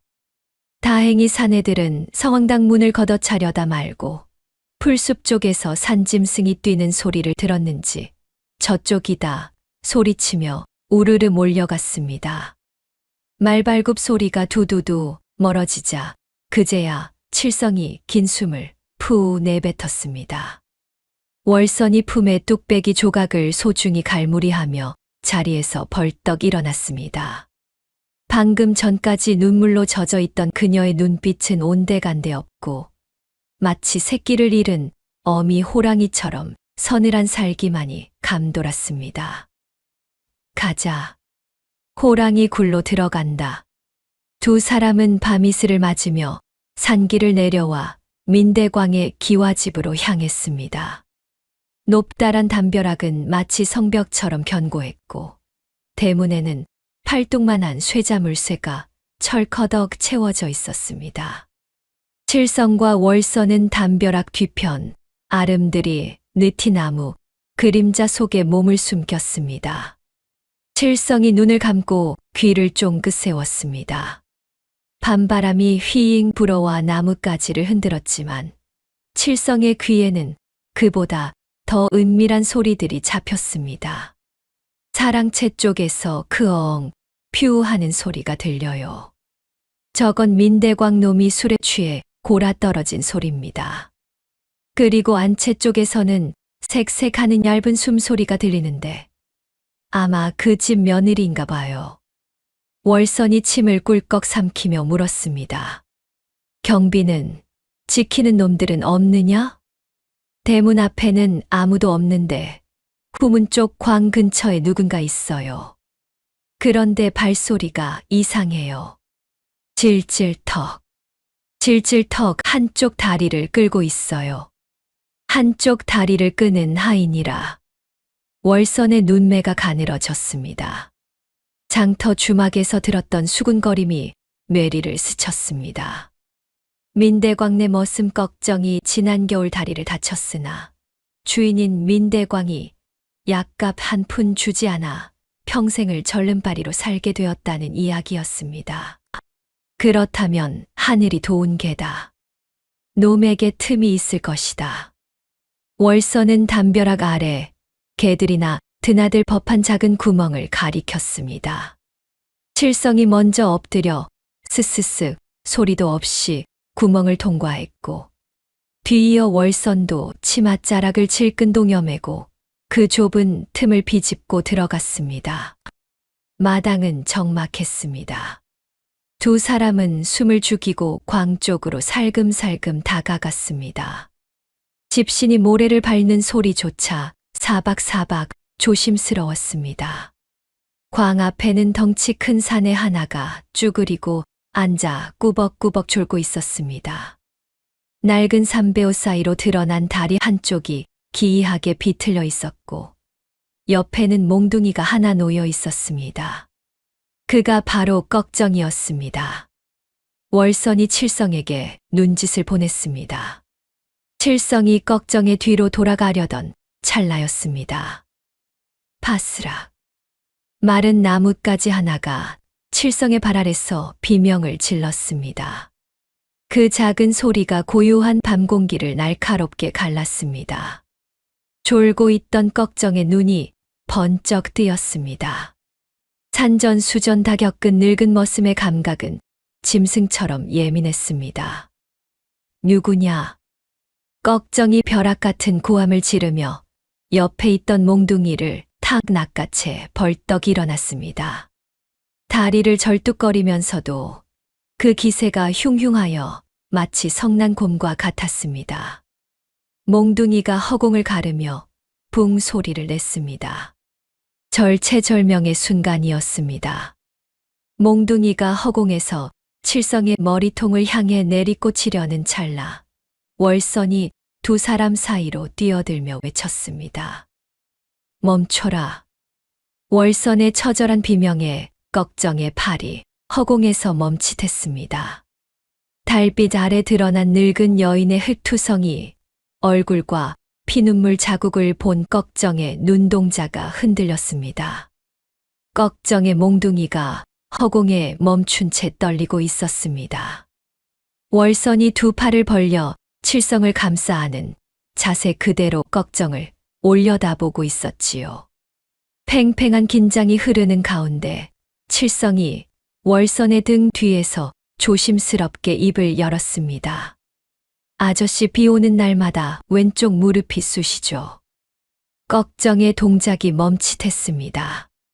3년 전 뒷산에서 굴러떨어졌을 때 민대광 대감이 약값 한 푼 안 줬잖아요. 발소리 들으면 알아요. 아저씨 왼쪽 다리는 무릎뼈가 어긋나서 걸을 때마다 딱 소리가 나요. 장터에서 사람들이 수군거리더라고요. 민대광이 머슴 다리가 부러져도 거적대기 하나 안 던져줬다고. 칠성의 말은 어둠을 뚫고 꺽정의 가슴 한가운데 정확히 박혔습니다. 허공에서 내리쳐지려던 몽둥이가 힘없이 멈추었습니다. 꺽정의 눈동자가 심하게 흔들렸습니다. 자신의 아픈 무릎, 남들에게는 차마 보여주기 싫었던 그 치부를 어린아이가 소리만으로 꿰뚫고 있었으니까요. 이놈이 내가 뭘 안다고. 꺽정의 목소리가 흔들렸습니다. 하지만 여전히 몽둥이를 놓지는 않았습니다. 그때 장독대 뒤에서 월선이 천천히 몸을 일으키며 앞으로 나섰습니다. 달빛 아래 드러난 그녀의 얼굴은 흙투성이에 눈 가는 짓무르고 입술은 바싹 말라 있었습니다. 그러나 눈빛만은 서리빨처럼 살아 있었습니다. 월선이 털썩 무릎을 꿇었습니다. 마른 흙바닥에 무릎이 닿는 툭 소리가 고요한 마당에 울렸습니다. 꺽정아. 월선의 입에서 낮고 떨리는 목소리가 흘러나왔습니다. 자네도 어미가 있었지 않았느냐? 꺽정의 눈이 커졌습니다. 월선은 고개를 들어 그를 올려다보았습니다. 내 아들이 저 광 안에 있네. 3년을 죽은 줄 알고 무덤 앞에서 울었는데 살아있는 내 새끼가 저 문 하나 너머에 갇혀 있단 말이네. 월선의 목소리는 점점 갈라졌습니다. 제발 길만 비켜주게. 내 목숨을 가져가도 좋으니 저 문만 열게 해주게. 자네 어미가 살아계셨다면, 자네가 저 안에 갇혀 있었다면 자네 어미도 이렇게 빌었을 것이네. 꺽정의 몽둥이를 쥔 손이 부들부들 떨리기 시작했습니다. 그의 가슴 깊은 곳에서 오래전 묻어두었던 무언가가 꿈틀거렸습니다. 약값을 구하러 민대광을 찾아갔다가 모진 소리만 듣고 돌아오던 날, 빈손으로 방에 들어서자 병상에 누운 어머니가 마지막 힘을 다해 그의 손을 잡으며 했던 말이 떠올랐습니다. 걱정아, 내가 내 아들이라 다행이다. 그것이 어머니의 마지막 말이었습니다. 젠장. 걱정이 거칠게 코를 훌쩍이며 고개를 돌렸습니다. 그의 눈가에 번들거리는 것이 보였지만 어둠이 그것을 감춰주었습니다. 나는 지금 뒷간에 갔다 온 거요. 들키면 나는 모르는 일이요. 몽둥이가 툭 하고 바닥에 떨어졌습니다. 걱정은 그대로 몸을 돌려 절뚝거리며 어둠 속으로 사라졌습니다. 질질턱, 질질턱 그의 불균형한 발소리가 점점 멀어지다 이윽고 들리지 않게 되었습니다. 월서는 그 뒷모습에 대고 연신 허리를 굽혔습니다. 그러고는 비틀거리며 일어나 광문 앞으로 달려갔습니다. 상진아, 어미 왔다. 조금만 기다려라. 광문에는 어른 주먹만 한 무쇠 자물쇠가 굳게 채워져 있었습니다. 월선이 자물쇠를 잡고 미친 듯이 흔들었지만 덜그럭 소리만 요란할 뿐 꿈쩍도 하지 않았습니다. 돌로 부숴야 해. 월선이 치마폭을 뒤적이려 할 때 칠성이 재빨리 그녀의 손을 잡았습니다. 할머니, 그러면 소리 나서 들켜요. 비켜보세요. 칠성은 품속에서 가느다란 쇠꼬챙이 하나를 꺼냈습니다. 장터 뒷골목에서 형들이 하는 것을 어깨너머로 배웠던 기술이었습니다. 아이는 숨을 멈추고 쇠꼬챙이를 자물쇠 구멍 안으로 밀어 넣었습니다. 녹슨 자물쇠 내부는 뻑뻑했습니다. 칠성은 귀를 자물쇠에 바짝 갖다 대었습니다. 쇠꼬챙이가 내부 장치를 긁는 사각 소리를 들으며 아이의 손끝이 미세하게 움직였습니다. 월서는 두 손을 모은 채 제발 하며 입술을 달싹였습니다. 사랑채 쪽에서 민대광의 코 고는 소리가 크엉 하고 들려왔습니다. 시간이 없었습니다. 찰칵. 쇠꼬챙이가 마지막으로 한 번 비틀리자 자물쇠 안에서 작은 금소금이 울렸습니다. 그 소리는 밤 공기 속에서 유난히 또렷하게 퍼졌습니다. 무거운 자물쇠가 힘을 잃고 아래로 미끄러지려는 것을 월선이 두 손으로 황급히 받아 쥐었습니다. 녹슨 쇠의 무게가 손바닥에 묵직하게 실렸습니다. 칠성은 월선을 올려다보며 고개를 끄덕였습니다. 월선은 자물쇠를 소리 없이 바닥에 내려놓고 광문의 손잡이를 잡았습니다. 손가락 끝이 떨렸습니다. 이 문 하나만 열면 3년 동안 찾아 헤매던 아들의 진실이 드러날 터였습니다. 월선이 문을 당겼습니다. 끼익. 녹슨 경첩이 비명을 지르며 광문이 안쪽으로 열렸습니다. 순간 퀴퀴한 곰팡이 냄새와 비릿한 악취가 얼굴을 후려쳤습니다. 월선은 고개를 돌려 헛구역질을 했고 칠성도 코를 움켜쥐며 인상을 찌푸렸습니다. 사람이 드나든 흔적이라곤 찾아볼 수 없는 묵은 냄새였습니다. 광 안은 칠흑처럼 어두웠습니다. 달빛도 닿지 않는 그 어둠 속에서 쥐가 찍찍거리며 달아나는 소리만 들려왔습니다. 잠깐만요. 칠성이 품에서 부싯돌을 꺼내 탁 부딪혔습니다. 치익 하는 소리와 함께 작은 불꽃이 피어오르더니 마른 솜에 옮겨붙어 촛불이 켜졌습니다. 미약한 불빛이 광의 내부를 드러냈습니다. 생각보다 좁았습니다. 양쪽 벽에 빈 항아리들과 작은 나무 괴짝이 어지러이 쌓여 있었고 바닥에는 먼지가 두텁게 쌓여 있었습니다. 그런데 칠성의 눈이 바닥 한가운데를 향했습니다. 먼지 위로 발자국이 나 있었습니다. 한 사람의 것이 아니었습니다. 여러 사람이 드나든 흔적이 광 한가운데로 모여들고 있었지요. 그리고 그 발자국들이 끝나는 곳에 낡은 나무 덮개가 놓여 있었습니다. 저기에요. 칠성이 촛불을 들고 나무 덮개 앞으로 다가갔습니다. 덮개 위에 묵직한 항아리 2개가 올려져 있었는데 아이가 귀를 대자마자 표정이 변했습니다. 이 밑에서 소리가 나요. 숨소리예요. 사람이 있어요. 월선의 심장이 벼락에 맞은 듯 쿵 하고 뛰었습니다. 두 사람은 있는 힘을 다해 항아리를 밀어냈습니다. 끄ꯛ 항아리가 바닥을 긁는 소리가 울렸습니다. 나무 덮개가 드러나자 월선이 떨리는 손으로 쇠고리를 잡고 힘을 주었습니다. 끼이 오래된 경첩이 비명을 지르며 덮개가 열렸습니다. 순간 훅 하고 올라온 악취의 월선은 코를 틀어막았습니다. 곰팡내와 배설물 냄새, 그리고 썩어가는 살비린내가 뒤섞인 지독한 냄새였습니다. 광 안의 그 어떤 냄새보다도 진하고 날카로웠습니다. 이것은 물건이 썩는 냄새가 아니었습니다. 사람이 썩어가는 냄새였습니다. 살아있는 사람이 산채로 무너져 내리는 냄새. 어둠 속으로 낡은 나무 사다리가 비스듬히 내려가고 있었습니다. 칠성이 먼저 촛불을 들고 사다리를 타고 내려갔습니다. 삐걱거리는 나무가 아이의 무게에 신음했습니다.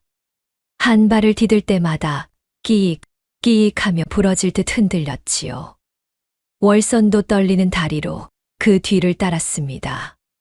한 발 한 발 내려갈 때마다 축축한 냉기가 발끝부터 치솟아 올랐습니다.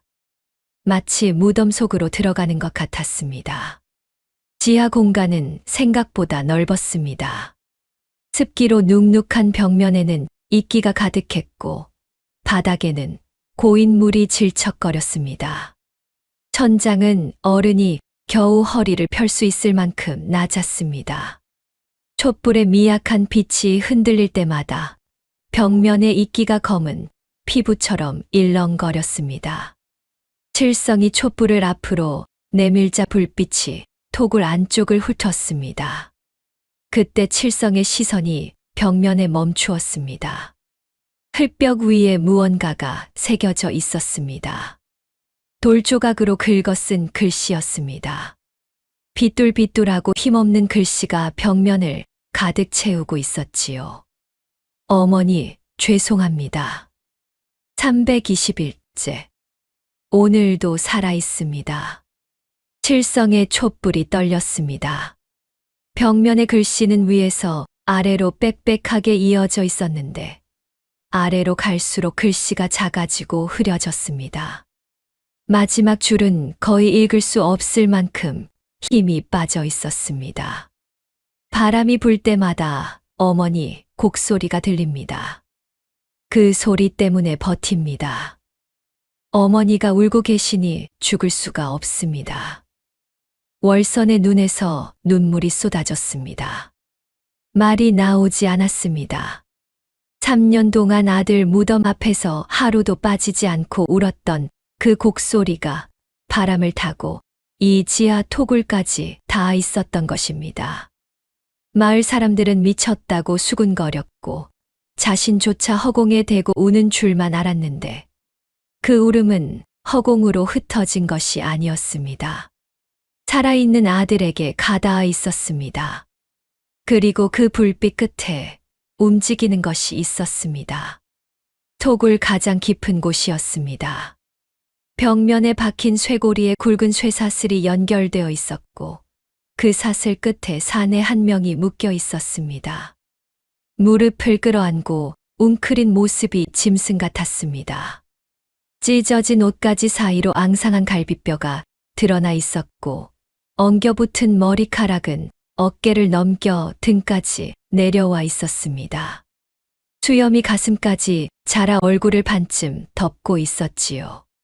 사내의 손목과 발목에는 쇠사슬이 감겨 있었는데 그 주변의 살이 짓물러 골마 있었습니다. 3년 동안 한 번도 풀린 적이 없는 쇠사슬이 살 속으로 파고든 흔적이었습니다. 사내의 옆에는 깨진 사발 하나와 마른 밥알 몇 개가 흩어져 있었습니다. 짐승에게 먹이를 던져주듯 그렇게 생명만 겨우 부지하게 해놓은 것이 분명했습니다.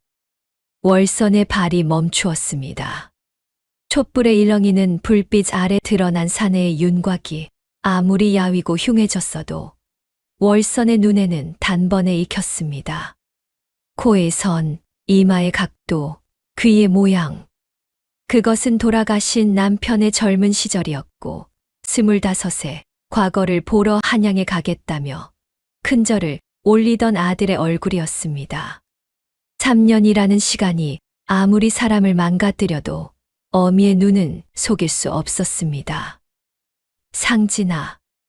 월선의 입에서 아들의 이름이 실한 올처럼 바느다랗게 흘러나왔습니다. 다리에 힘이 풀려 그 자리에 주저앉았습니다. 눈물이 앞을 가려 아무것도 보이지 않았지만 손은 이미 아들을 향해 뻗어 있었습니다. 상진아, 내 새끼 상진아, 어미가 왔다. 내 어미가 왔어. 월선의 절규가 톡을 벽을 때리고 메아리 쳤습니다. 그 소리는 3년 동안 무덤 앞에서 터뜨렸던 그 어떤 통곡보다도 처절했습니다. 왜냐하면 이제는 진짜 아들이 있는 곳에서 울고 있었으니까요. 웅크리고 있던 사내가 미동했습니다. 처음에는 쥐인지 사람인지 구분도 안 되는 미세한 떨림이었습니다. 이어서 사내의 어깨가 들썩이더니 천천히, 아주 천천히 고개가 올라왔습니다. 3년 동안 어둠에 갇혀 있던 눈이 촛불 빛에 찔린 듯 심하게 깜빡거렸습니다. 초점 없는 눈동자가 허공을 헤매다 이윽고 월선의 얼굴 위에 멈추었습니다. 사내의 입술이 달싹였습니다. 소리가 나오지 않았습니다. 말라비틀어진 입술이 갈라지며 피가 배어나왔지만 사내는 필사적으로 입을 움직였습니다. 뭐니? 목소리는 갈라져 쇳소리가 났습니다. 3년 동안 말다운 말을 해본 적이 없는 목구멍에서 짜낸 소리였습니다. 하지만 그것은 틀림없는 아들의 목소리였습니다. 3년 전 어머니 진지 드세요 하며 아침상을 올리던 그 목소리의 자네였습니다. 월선은 무릎으로 기어갔습니다. 질척거리는 바닥이 치맛자락을 적시고 돌부리가 무릎을 찔렀지만 아무것도 느끼지 못했습니다. 아들에게 닿는 것 외에는 아무것도 보이지 않았습니다. 아이고 상진아, 이게 무슨 꼴이냐, 누가 너를 이렇게 만들었어. 월선은 쇠사슬 사이로 두 팔을 밀어 넣어 아들의 차가운 몸을 끌어안았습니다. 뼈만 남은 아들의 어깨가 손에 잡혔습니다. 3년 전만 해도 동네에서 가장 건장하던 젊은 선비가 이제는 종이장처럼 말라 있었습니다. 안았는데도 무게가 느껴지지 않았습니다. 사람이 이렇게까지 가벼워질 수 있다는 것이 믿기지 않았습니다. 상진의 몸에서 미세한 떨림이 시작되었습니다. 처음에는 추위 때문인 줄 알았습니다. 하지만 그것은 울음이었습니다. 소리 없는 울음이었습니다. 3년 동안 삼켜왔던 눈물이 어머니의 체온에 녹아 무너져 내리고 있었습니다. 상진이 피투성이가 된 손을 뻗어 어머니의 손을 잡았습니다. 차가운 손과 차가운 손이 맞닿아 두 사람의 몸이 동시에 떨렸습니다. 어머니 알고 있었습니다. 상진의 쉰 목소리가 톡을 안에 가라앉았습니다. 갇혀 있어도 알고 있었습니다. 바람이 불 때마다 어머니 곡소리가 들려왔습니다. 아주 멀리서 아주 희미하게, 하지만 분명히. 월선의 울음이 멈추었습니다. 아들의 말에 숨이 막혔습니다. 처음에는 환청인 줄 알았습니다. 미쳐가는 줄 알았습니다. 하지만 비가 오는 날에도 눈이 오는 날에도 그 소리는 끊이지 않았습니다. 하루도 빠지지 않고요. 그때 알았습니다. 환청이 아니라 어머니가 정말 울고 계시다는 것을요. 상진의 눈에서 눈물이 흘러 더러운 수염을 적셨습니다. 그 소리 때문에 버텼습니다. 어머니가 울고 계시니 죽을 수가 없었습니다. 내가 죽으면 어머니 곁에 아무도 남지 않으니까요. 월선은 아들의 머리카락을 쓸어 넘기며 흐느꼈습니다. 3년 동안 미쳤다고 정신 나갔다고 수군거리던 마을 사람들의 목소리가 스쳐 지나갔습니다. 그 모든 비웃음과 손가락질을 감수하며 하루도 빠지지 않고 울었던 것이 아들을 살렸습니다. 무덤 앞에 곡소리가 살아있는 아들과 이어져 있었던 것입니다. 미안하다 상진아, 어미가 늦었다. 3년이나 늦었다. 아닙니다, 어머니. 3년 동안 매일 찾아와 주셨잖습니까? 그것으로 충분했습니다. 모자가 서로를 끌어안고 오열했습니다. 토굴의 차가운 벽이 두 사람의 울음을 받아 안았습니다. 칠성은 한쪽 구석에서 고개를 숙인 채 소리 없이 눈물을 훔치고 있었습니다. 5년 전 비 오는 장터에서 국밥 한 그릇을 내밀던 그 여인의 따뜻한 손이 지금 이 지하 감옥에서 아들의 차가운 뺨을 어루만지고 있었습니다. 칠성은 품속의 뚝배기 조각을 꽉 쥐었습니다. 얼마나 시간이 흘렀을까요? 칠성이 눈물을 닦고 재빨리 사슬을 살폈습니다. 벽에 박힌 쇠고리는 녹이 슬어 있었지만 단단했고 사슬도 굵어서 쇠꼬챙이로는 어림도 없었습니다. 어머니, 사슬은 지금 당장 풀 수 없어요. 도구가 필요합니다. 칠성이 이를 악물고 말하자 상진이 고개를 저었습니다. 어머니 도망가셔야 합니다. 여기는 지옥입니다. 민대광이 곧 올 시간입니다. 무슨 소리냐, 같이 가야지.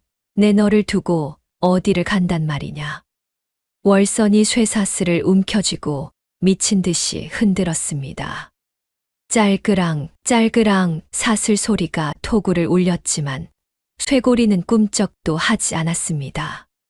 칠성이 재빨리 쇠고리가 박힌 벽에 흙을 파기 시작했습니다. 서걱 서걱 흙 파이는 소리가 울렸습니다. 쇠고리 주변에 흙이 습기에 물러져 있어 조금씩 파여 나갔습니다. 조금만 기다리세요. 이 흙을 파내면 쇠고리를 뺄 수 있을지도 몰라요. 칠성의 손톱이 깨지고 피가 맺혔지만 아이는 멈추지 않았습니다. 그때였습니다. 위쪽에서 쿵, 쿵, 쿵 하는 무거운 발소리가 들려왔습니다. 한 사람이 아니었습니다. 여럿의 발소리가 광 안으로 쏟아져 들어왔습니다. 칠성의 손이 멈추었습니다. 상진의 얼굴이 공포로 일그러졌습니다. 늦었습니다. 놈이 왔어요. 이어서 나무 덮개가 활짝 열리며 환한 횃불빛이 지하 토굴 안으로 쏟아져 내렸습니다. 칠성의 미약한 촛불과는 비교도 안 되는 강렬한 불빛이었습니다. 세 사람은 손으로 눈을 가렸습니다. 사다리 위 네모난 입구에 검은 그림자가 서 있었습니다. 횃불을 든 하인들의 뒤로 뒷짐을 진 채 비릿한 미소를 짓고 있는 사내가 그들을 내려다보고 있었습니다. 민대광이었습니다. 아주 감동적인 상봉이구만. 서늘하고 느릿한 목소리가 토굴 안으로 뚝 떨어졌습니다. 민대광의 입꼬리가 천천히 올라갔습니다. 제 발로 무덤에 기어 들어오다니. 수고를 덜었어. 후두둑 퍼. 흘더미가 월선과 상진의 머리 위로 무자비하게 쏟아졌습니다. 젖은 흙의 무게가 쇳덩이처럼 그들을 짓눌렀지요. 월서는 본능적으로 아들 상진을 품으로 끌어당겨 감싸 안았습니다. 위에서 쏟아지는 자갈과 흙먼지가 세 사람을 덮쳤습니다. 구덩이 위에서 비단 치마 자락이 스치며 민씨가 모습을 드러냈습니다. 횃불 그림자에 가려진 그녀의 눈에는 서늘한 도끼가 서려 있었지요. 오라버니 이참에 싹 다 묻어버려요. 그래야 갈대밭 문서는 영원히 우리 것이 되니까요. 상진이 피투성이가 된 얼굴을 들며 절규했습니다. 흙먼지를 뒤집어 쓴 그의 눈에 믿을 수 없다는 절망이 가득했지요. 이 악독한 것들 내 아내라는 사람이 어찌 이럴 수 있어. 민씨가 코웃음을 치며 비릿한 조소를 날렸습니다. 아내라니 웃기지도 않네. 나는 처음부터 당신 아내였던 적이 없어요. 오직 그 갈대밭 문서 하나 보고 들어온 거야. 3년이나 속고도 아직 정신을 못 차렸어. 그때 바닥에 웅크리고 있던 칠성이 벌떡 일어나 민씨를 노려보며 소리쳤습니다. 아이의 눈동자가 기묘하게 흔들렸습니다. 할머니, 저 여자 뱃속에서 소리가 들려요. 뭐라고? 심장 소리가 2개예요. 쿵쿵하고 점점 커지고 있어요. 구덩이 아래로 울려 퍼진 칠성의 말에 민씨가 흠칫 놀라며 무의식적으로 배를 감싸 쥐었습니다. 당황한 기색이 역력했지요. 민대광이 곁눈질로 민씨를 흘끔 보더니 다급하게 소리쳤습니다. 쓸데없는 소리. 저 미친놈의 혓바닥을 뽑아버려. 당장 묻어 숨통을 끊어 놓으란 말이다. 우르륵 쾅.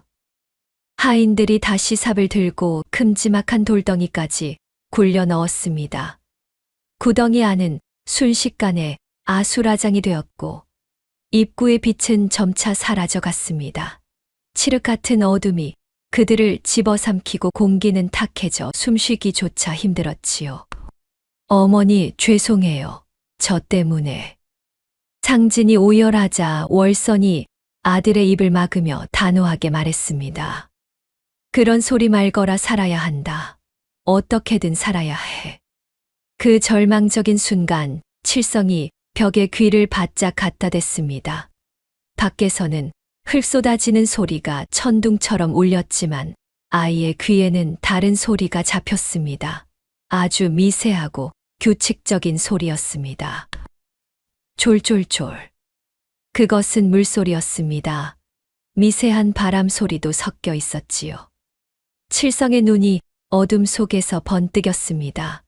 그는 주머니에서 장터 대장간에서 주워왔던 녹슨 쇠붙이를 꺼내 벽을 미친 듯이 긁어대기 시작했습니다. 할머니, 여기가 비어 있어요. 꽉 막힌 흙이 아니에요. 소리가 울려요. 툭툭. 칠성이 쇠붙이로 벽을 내리찍자 단단할 줄 알았던 흙벽이 의외로 쉽게 허물어졌습니다. 그 틈새로 차갑고 신선한 바람 한 줄기가 피익 소리를 내며 뿜어져 나왔습니다. 칠성이 다급하게 외쳤습니다. 이쪽이에요. 아저씨, 할머니, 이쪽을 파야 살아요. 상진은 2번 묻지 않았습니다. 칠성의 말이 끝나기가 무섭게 그는 흙더미를 헤치고 벽 쪽으로 몸을 날렸습니다. 천장에서는 굵은 흙덩이가 후두둑 떨어지고 숨을 쉴 때마다 매캐한 먼지가 폐를 찔렀지만 지체할 틈이 없었지요. 비켜라. 상진이 칠성을 옆으로 밀치며 어깨로 벽을 들이받았습니다. 쿵. 하지만 벽은 꿈쩍도 하지 않았습니다. 칠성이 파놓은 작은 구멍으로 바람 소리만 피익 하며 거세게 울어댈 뿐이었습니다. 위쪽 구멍은 이미 흙으로 거의 다 메워져 그들에게 남은 시간은 한 줌의 모래시계와도 같았습니다. 돌입니다. 큰 돌이 박혀 있어요. 칠성이 쇠조각으로 벽을 긁으며 외쳤습니다. 상진은 칠흑 같은 어둠 속에서도 손끝의 감각으로 그 돌의 가장자리를 더듬었습니다. 어른 머리통만 한 바위가 흙벽 사이에 쐐기처럼 박혀 통로를 막고 있었던 것입니다. 으아. 상진은 단전에서부터 끌어올린 기압을 토해내며 덜렁거리는 바위를 양손으로 움켜쥐고 흔들었습니다. 손톱이 뒤집어지고 손가락 마디에서 피가 터져 나왔지만 그는 멈추지 않았습니다. 이 돌을 빼내지 못하면 세 사람 모두 생매장을 당할 판이었으니까요. 으드드. 오랜 세월 박혀 있던 돌이 비명을 지르며 조금씩 움직이기 시작했습니다. 할머니, 뒤로 물러나세요. 칠성이 월선을 감싸 안으며 외치는 순간이었습니다. 상진이 마지막 사력을 다해 돌을 잡아당기자 쿠르릉 하는 묵직한 소리와 함께 벽의 일부가 와르르 무너져 내렸습니다. 동시에 시원하고 습한 냉기가 확 하고 덮쳐왔습니다. 뚫렸다 어서서. 드러난 구멍은 사람 하나가 겨우 기어서 통과할 수 있을 만큼 좁은 개구멍이었습니다. 그 안에서는 졸졸졸 흐르는 물소리가 선명하게 들려왔지요. 그것은 마을 우물과 연결된 지금은 잊힌 옛 수로였습니다. 상진과 칠성은 주저앉아 있던 월선을 들어 올려 구멍 안으로 밀어 넣었습니다. 월선은 칠흑 같은 공포 속에서도 이를 악물고 좁은 굴 속으로 몸을 구겨 넣었습니다. 거친 돌바닥이 무릎을 긁고 지나갔지만 아픔을 느낄 겨를조차 없었습니다. 뒤이어 칠성이 들어가고 마지막으로 상진이 몸을 던지듯 구멍으로 미끄러져 들어가는 바로 그 순간이었습니다. 콱광. 그들이 갇혀있던 토굴의 천장이 완전히 무너져 내렸습니다. 엄청난 흙더미가 쏟아지며 그들이 있던 공간을 순식간에 메워버렸습니다. 한치만 늦었어도 꼼짝없이 흙무덤의 귀신이 될 뻔한 찰나였습니다. 헉. 수로 안은 밖보다 더 어두웠지만 공기는 통하고 있었습니다. 바닥에는 발목까지 차오르는 차가운 지하수가 흐르고 있었고 벽면에는 미끈거리는 이끼가 가득했습니다. 서둘러야 합니다. 놈들이 이 수로의 존재를 눈치채기 전에 빠져나가야 해요. 상진이 앞장선 월선의 등을 조심스럽게 밀어주며 재촉했습니다. 세 사람은 어둠 속을 기어 나갔습니다. 무릎은 깨져 피가 흐르고 손바닥은 날카로운 돌조각에 베어 너덜너덜해졌지만 멈출 수 없었습니다. 월선의 치맛자락은 물에 젖어 천근만근 무거웠으나 그녀는 단 한 번도 신음 소리를 내지 않았습니다. 그렇게 얼마나 기었을까요? 맨 앞에 있던 칠성이 소리쳤습니다. 저기 빛이 보여요. 저 멀리 머리 위쪽에서 희미하고 푸르스름한 빛이 동전만하게 보였습니다. 그리고 물소리가 더 크게 들려왔습니다. 그곳은 수직으로 뚫린 통로 바로 마을 한가운데 있는 큰 우물의 바닥이었습니다. 제가 먼저 올라가겠습니다. 칠성은 원숭이처럼 재빠르게 벽면에 튀어나온 돌들을 밟고 올라갔습니다. 바깥 세상은 이제 막 새벽장이 들어설 준비로 분주했습니다. 덜그럭 수레바퀴 구르는 소리 상인들이 좌판을 까는 소리가 우물 안으로 흘러들어왔습니다. 이른 새벽물을 기르러 나온 아낙네 2명이 우물가로 다가왔습니다. 아유, 오늘따라 날이 왜 이리 차? 그나저나 오늘따라 우물 물빛이 왜 이리 흐려? 아낙네 하나가 두레박을 내리려다 말고 우물 안을 들여다보았습니다. 바로 그 순간이었습니다. 우물 안 어둠 속에서 진흙투성이가 된 검은 머리통 하나가 쏙 하고 올라왔습니다. 으악, 귀신이다. 아낙네는 비명을 지르며 들고 있던 물동이를 떨어뜨렸습니다. 쨍그랑. 물동이 깨지는 소리가 새벽 장터의 정적을 찢어 놓았습니다. 그 소리에 놀라 주변에 있던 상인들과 행인들이 우르르 우물가로 몰려들었습니다. 뭐야, 무슨 일이야? 귀신이라니, 이 새벽에. 사람들이 웅성거리며 모여들 때 우물 난간 위로 뼈만 남은 듯한 앙상한 손 하나가 턱하니 걸쳐졌습니다. 손톱 사이에는 검은 흙이 잔뜩 끼어 있었고 팔뚝에는 피가 엉겨 붙어 있어 영락없는 지옥에서 기어온 악귀의 형상이었습니다. 사람들은 기겁하며 뒷걸음질을 쳤습니다. 그 손을 지지대 삼아 칠성이 먼저 튀어나왔고 뒤이어 상진이 월선을 부축하며 힘겹게 우물 밖으로 몸을 끌어올렸습니다. 세 사람 모두 머리부터 발끝까지 시커먼 진흙을 뒤집어 쓰고 있었고 썩은 물비린내가 진동을 했습니다. 그야말로 무덤을 파고 나온 시체들의 모습이었습니다. 사람이야 귀신이야. 겁 많은 장사치 하나가 몽둥이를 들고 슬금슬금 다가왔습니다. 그때였습니다. 상진의 부축을 받아 바들바들 떨리는 다리로 겨우 땅을 딛고 선 월선이 젖은 머리카락을 거칠게 쓸어 넘겼습니다. 진흙으로 범벅이 된 얼굴 사이로 형형하게 빛나는 그녀의 눈동자가 드러났습니다. 월선은 떨리는 손으로 우물 난간을 꽉 움켜쥐었습니다. 그녀는 숨을 한 번 크게 들이마시더니 모여든 사람들을 향해, 아니, 저 멀리 민대광의 기와집이 있는 방향을 향해 목이 터져라 소리쳤습니다. 다들 똑똑히 보시오. 내가 바로 죽었다던 월선이오. 민대광이 생매장하려 했던 이 고을의 진짜 주인 월선이 살아서 돌아왔단 말이오. 월선의 그 처절한 외침에 지나가던 보찜장수며 국밥을 말던 주모까지 하던 일을 멈추고 우물가로 몰려들었습니다. 진을 귀신꼴을 한 세 사람의 모습은 누가 봐도 예사일이 아니었기 때문입니다.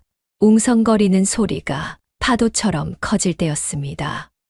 타닥타닥 타오르는 횃불 소리와 함께 거친 발소리가 지축을 울렸습니다. 민대광이 10여 명의 장정들을 이끌고 씩씩거리며 나타난 것입니다. 그는 사람들이 모여든 것을 보고는 짐짓 억울하다는 표정을 지으며 고래고래 고함을 질렀습니다. 다들 속지 마시오. 저 늙은이가 노망이 들어 헛소리를 하는 게요. 내 집 광에 불을 지르고 도망친 도둑년들이요. 남의 집 재물을 탐하다 들키니 이제는 사람을 모함까지 하는구나. 민대광의 목소리가 어찌나 당당하던지 구경꾼들의 눈빛이 흔들리기 시작했습니다. 그러고 보니 민대방대광에서 연기가 나던데 설마 월선 할매가 도둑질을 했겠어. 아니 꼴을 보기에 귀신이 씌어도 단단히 씌었지. 여론이 순식간에 민대광 쪽으로 기우는 듯 했습니다. 월선이 가슴을 치며 통곡하려던 찰나 우물 난간을 붙잡고 있던 칠성이가 훌쩍 위로 뛰어올랐습니다. 탁! 난간 위에 위태롭게 선 칠성이는 눈을 지그시 감았습니다. 소년의 귀가 쫑긋거리더니 이내 번쩍 눈을 뜨고 민대광을 손가락질했습니다. 거짓말 다 거짓말이에요. 칠성이의 맑은 목소리가 장터의 소음을 뚫고 울려 퍼졌습니다. 여러분 제 귀는 거짓말을 안 해요. 지금 저 영감탱이 심장이 쿵쾅쿵쾅 뛰는 소리가 여기까지 들려요. 억울한 사람의 심장은 저렇게 뛰지 않아요. 저건 도둑질하다 들킨 사람보다 더 빠르고 시커먼 소리라고요. 사람들이 웅성대며 칠성이를 쳐다보자 민대광이 흠칫하며 뒷걸음질 쳤습니다. 저 놈이 미친놈 말이 많구나. 여봐라 당장 저 놈의 입을 찢어라. 하인들이 몽둥이를 들고 달려들려 했지만 칠성이는 아랑곳하지 않고 이번에는 민대광 뒤에 숨어있던 며느리 민씨를 향해 손가락을 돌렸습니다. 민씨는 얼굴이 하얗게 질려 부들부들 떨고 있었습니다. 그리고 저기 저 아줌마 뱃속에서 이상한 소리가 들려요. 칠성이의 외침에 모든 시선이 민씨에게 꽂혔습니다. 심장이 2개예요. 아줌마 심장 말고 또 다른 작은 심장이 콩닥콩닥 뛰고 있어요. 아기가 있다고요. 장터가 찬물을 끼얹은 듯 조용해졌습니다. 민 씨는 헉 하고 숨을 들이키며 다급히 배를 감싸 쥐었습니다. 하지만 칠성이의 다음 말은 그야말로 마른 하늘의 날벼락이었습니다. 이상하다, 상진이 아저씨는 3년째 갇혀 있었다면서요. 그런데 저 아기 심장 소리는 아주 힘차고 빨라요. 이제 막 생겨난 게 아니라고요. 상진 아저씨를 토굴에 가둬놓고 딴 남자의 아이를 뵌 거예요. 우르릉 쾅. 마치 하늘이 무너지는 듯한 충격적인 폭로였습니다. 진흙을 뒤집어 쓴 채 바닥에 주저앉아 있던 상진이 믿을 수 없다는 눈으로 아내를 올려다보았습니다. 여보, 그게 무슨 소리요? 아이라니? 민 씨는 입술을 파르르 떨며 뒷걸음질 쳤고 그녀의 눈동자가 갈 곳을 잃고 흔들렸습니다. 민대광 역시 사색이 되어 며느리를 노려보았습니다. 장터 사람들의 수군거림이 비난의 화살이 되어 쏟아졌습니다. 세상의 시아비는 며느리 남편을 죽이려 하고 며느리는 딴 산에 아이를 배. 짐승만도 못한 집구석이네 그려. 분위기가 완전히 뒤집혔습니다. 민대광은 당황하여 어쩔 줄을 몰랐습니다. 이대로 가다간 성난 군중에게 맞아 죽을 판이었습니다. 아니요, 모함이요, 저놈들이 입을 맞추고. 민대광이 변명을 하려던 그때였습니다. 징징징. 저작거리 입구에서 관아의 출동을 알리는 징소리가 요란하게 울려 퍼졌습니다. 비켜라, 비켜, 관아에서 나왔다. 육모방망이를 든 포졸들이 인파를 거칠게 밀치며 들이닥쳤습니다. 순식간에 붉은 옷을 입은 포졸들이 우물가를 겹겹이 에워쌌고 그 서슬퍼런 위세에 민대광 패거리도 월선 일행도 모두 도간에 든 쥐꼴이 되고 말았습니다. 물러거라, 사또 행차시다. 우렁찬 호령 소리와 함께 고성관아의 사또가 위풍당당하게 걸어 들어왔습니다. 그 뒤로는 육방 관속들이 줄지어 따르고 있었지요. 민대광은 사또의 얼굴을 보자마자 털썩 무릎을 꿇으며 바닥을 쳤습니다. 그는 이미 관아의 이방에게 뇌물을 먹여둔 터라 자신이 유리할 것이라 철석같이 믿고 있었기 때문입니다. 사또, 아이고, 사또 억울합니다. 저 천한 것들이 때로 몰려와 제 집안을 풍비박산 내고 있습니다요. 제 며느리는 외간 남자와 놀아나고 저놈들은 제 재산을 노리고 사기극을 벌이는 중입니다. 민대광은 눈물까지 흘리는 신용을 하며 악을 썼습니다. 곁에 있던 포교가 슬그머니 사또의 눈치를 보며 민대광 편을 들려 했으나 사또의 눈빛은 서리발처럼 차가웠습니다. 그는 손을 들어 포교의 말을 자르고는 차분하게 물었습니다. 재산을 노린 사기극이라. 그렇다면 3년 전 죽었다던 조상진은 어디 있느냐? 아들은 3년 전에 병으로 죽어 땅에 묻었습니다요. 저것들은 죽은 아들 핑계를 대며 그때 상여 뒤에 숨죽이고 있던 상진이 천천히 앞으로 걸어 나왔습니다. 그가 쓰고 있던 깊게 눌러쓴 패랭이를 벗어 던지자 창백하지만 또렷한 얼굴이 드러났습니다. 사또 소인이 바로 그 조상진이옵니다. 헉. 민대광은 숨이 턱 막혀 뒤로 나자빠졌습니다. 마치 대낮에 귀신이라도 본 사람처럼 얼굴이 하얗게 질려 입술만 파르르 떨었지요. 장터 구경꾼들 사이에서도 비명과 탄성이 터져 나왔습니다. 아니, 저게 누구여, 죽었다던 조상진 도령 아니여. 세상에 귀신이여 사람이여. 상진은 떨리는 다리를 지탱하며 사또 앞으로 나아가 넙죽철을 올렸습니다. 소인 조상진 사또께 문안 여쭙니다. 저는 죽은 것이 아니옵니다. 제 아내의 오라버니 민대광이 독초를 먹여 저를 가사 상태로 만든 뒤 산채로 관에 넣어 장례를 치르고는 3년간 지하 토굴에 가두었습니다. 이 놈이 내 놈은 귀신이다. 내 아들은 죽었어. 저놈은 가짜다. 민대광이 발악하듯 소리쳤습니다. 상진은 품속에서 꼬깃꼬깃하게 뭉쳐진 종이 뭉치를 꺼내 사또 앞에 받쳤는데 그 종이는 흙투성이에 핏자국이 선명하게 말라붙어 있었습니다. 보십시오. 토굴 벽에 돌조각으로 긁어쓴 제 혈서입니다. 그리고 이것은 민대광이 술에 취해 토굴에 들어와 흘리고 간 갈대밭 5,000평 양도 각서의 사본이옵니다. 사또가 피 묻은 종이를 펼쳐 들자 장터에는 침묵이 흘렀습니다. 거기에는 억울함과 원통함이 구구절절 적혀 있어 보는 이들의 가슴을 서늘하게 만들었지요. 사또가 민대광을 노려보았습니다. 이래도 발뺌할 텐가. 모함입니다. 저것은 조작된 것입니다. 원본도 없지 않습니까? 필체야 흉내내면 그만이고 사본 따위가 무슨 증좌가 됩니까? 민대광은 끝까지 오리발을 내밀며 빠져나갈 구멍을 찾으려 머리를 굴렸습니다. 그때 칠성이 지팡이를 짚고 또각또각 앞으로 나서며 입을 열었습니다. 사또 소인이 그 원본이 있는 곳을 아옵니다. 내 놈은 누구냐? 소인은 귀가 남달리 밝은 칠성이라 하옵니다. 지난밤 상진 도령을 구하러 민대광의 집에 숨어들었을 때 들은 소리가 있었습니다. 칠성은 고개를 돌려 민대광이 있는 쪽을 정확히 응시했습니다. 대감마님 안방마루 밑이 참으로 든든하셨지요. 밤마다 문을 걸어 잠그고 바닥을 뜯는 소리가 들렸습니다. 끼익 하는 마른 나무 비틀리는 소리. 그리고 툭 하고 무거운 괴짝이 흙바닥에 닿는 소리 말이옵니다.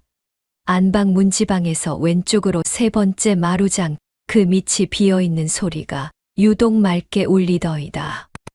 민대광의 동공이 지진이라도 난 듯 흔들렸습니다. 저 미친 거지. 놈이 무슨 헛소리를. 사또가 즉시 포졸들에게 명했습니다. 당장 저놈을 포박하고 민대광의 집으로 가서 안방 마루를 뜯어보라. 예. 장터의 군중과 관아의 병력은 순식간에 민대광의 기와집으로 몰려갔고 민대광은 포승줄에 묶인 채 질질 끌려갔습니다. 칠성의 말대로 굳게 닫혀있던 안방 문이 활짝 열렸습니다. 포졸들이 쇠지렛대를 들고 안방으로 들이닥쳤습니다. 여기입니다. 왼쪽에서 세 번째. 포졸 하나가 지렛대를 마루 틈에 끼워 넣고 힘을 주었습니다. 우지끈 쩍. 오래된 마루장이 비명을 지르며 뜯겨 나갔습니다. 뽀얀 먼지가 피어오르는 마루 및 그 어두컴컴한 공간에 낡은 오동나무 괴짝 하나가 덩그러니 놓여 있었습니다.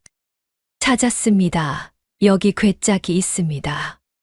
포졸이 괴짝을 들어 올리자 민대광은 그 자리에 거품을 물고 기절하고 말았습니다.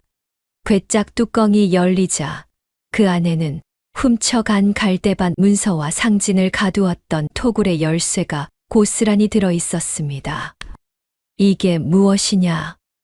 사또의 호통이 떨어졌습니다.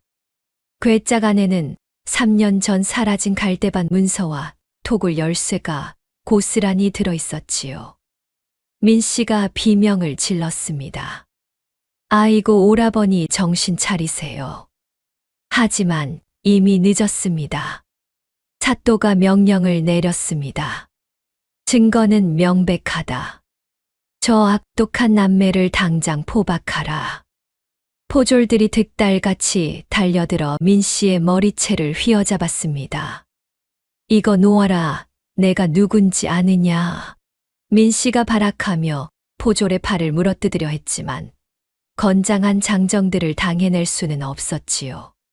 기절한 민대광도 짐짝처럼 끌려 나와 민 씨 옆에 무릎 꿇려 졌습니다. 관아 마당은 구경 나온 백성들로 가득 찼습니다. 저 악마들을 죽여라.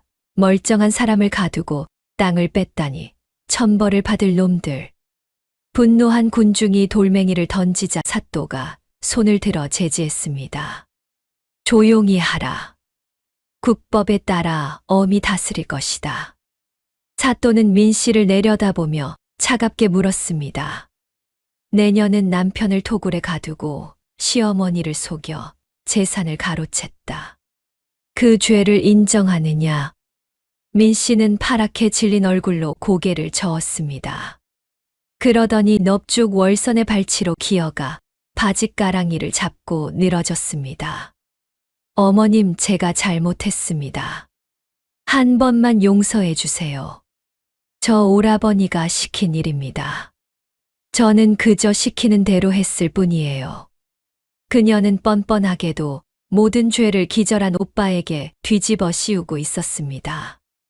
월선은 지팡이를 짚은 채 떨리는 몸을 지탱하며 며느리를 내려다보았습니다. 정이라. 내가 말하는 정이 무엇이냐? 월선의 목소리에는 서슬퍼런 분노가 서려 있었습니다. 내 아들 상진이가 차가운 토굴 속에서 짐승처럼 울부짖을 때 너는 따뜻한 아랫목에서 호의호식하며 웃고 있었겠지. 3년이다. 무려 3년이야. 내 새끼가 흘린 피눈물을 생각하면 너를 1000번 만번 찢어 죽여도 시원치 않다. 탁. 월선은 신고 있던 집신발로 민 씨의 손을 매몰차게 걷어찼습니다. 아. 민 씨가 비명을 지르며 뒤로 나자빠졌습니다. 그때 지금까지 한마디도 하지 않고 서 있던 상진이 천천히 앞으로 걸어 나왔습니다. 3년 만에 햇빛을 본 창백한 얼굴 위로 그림자가 드리워져 있었습니다. 군중이 숨을 죽였습니다. 상진은 바닥에 나자빠진 민 씨 앞에 멈춰 섰습니다. 민 씨가 고개를 들어 남편을 올려다보았습니다. 3년 전까지 자신이 아내라 부르던 여인이었습니다. 홀레날 붉은 연지를 찍고 수줍게 고개를 숙이던 그 얼굴이었습니다. 상진의 입술이 떨렸습니다. 토굴에 갇혀 있을 때 상진의 목소리는 낮고 갈라져 있었습니다. 처음 한 달은 당신이 구해주러 올 줄 알았소. 2달째는 무슨 사정이 있겠거니 했소. 3달째는 혹시 당신도 잡혀 있는 건 아닌가 걱정했소. 민 씨의 눈동자가 흔들렸습니다. 1년이 지나서야 알았소. 당신은 오지 않는다는 것을. 처음부터 올 생각이 없었다는 것을. 상진은 자신의 손목을 들어보였습니다. 쇠사슬에 파인 자국이 살 속까지 깊게 패여 있었습니다. 빨갛게 골문 상처 위로 새살이 돋았다가 다시 쓸리기를 수없이 반복한 흔적이었습니다. 이 자국이 생길 때마다 당신 생각을 했소. 내 아내가 어디서 무엇을 하고 있을까? 나를 찾고 있을까? 울고 있을까? 상진의 눈에서 눈물 한 줄기가 흘렀습니다. 하지만 그것은 슬픔의 눈물이 아니었습니다. 3년이요. 3년 동안 어둠 속에서 당신이 돌아오길 기다렸소. 하지만 돌아온 건 어머니였소. 매일 무덤 앞에서 곡하신 어머니가 나를 찾아오셨소. 당신이 아니라. 상진은 몸을 돌렸습니다. 나는 당신을 원망하지 않겠소. 원망할 만큼의 정도 남아있지 않으니까. 그 한마디가 그 어떤 욕보다도, 그 어떤 폭력보다도 잔인했습니다. 민 씨의 얼굴이 종이장처럼 하얗게 변했습니다.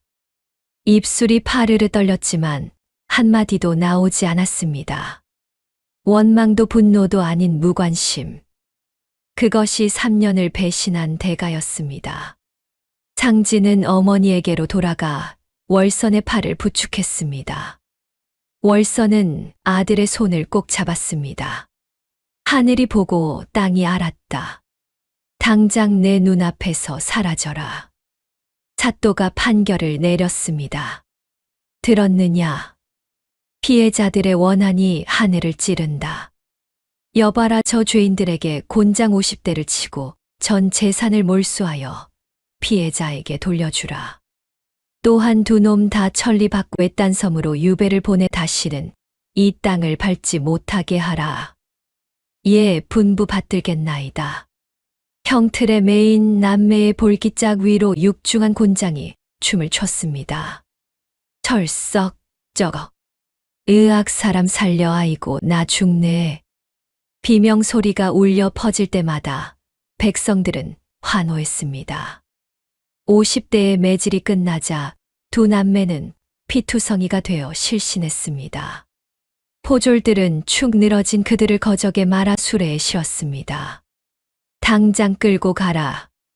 수레가 관아문을 빠져나갈 때까지 백성들은 뒤를 따르며 소금을 뿌리고 침을 뱉었습니다.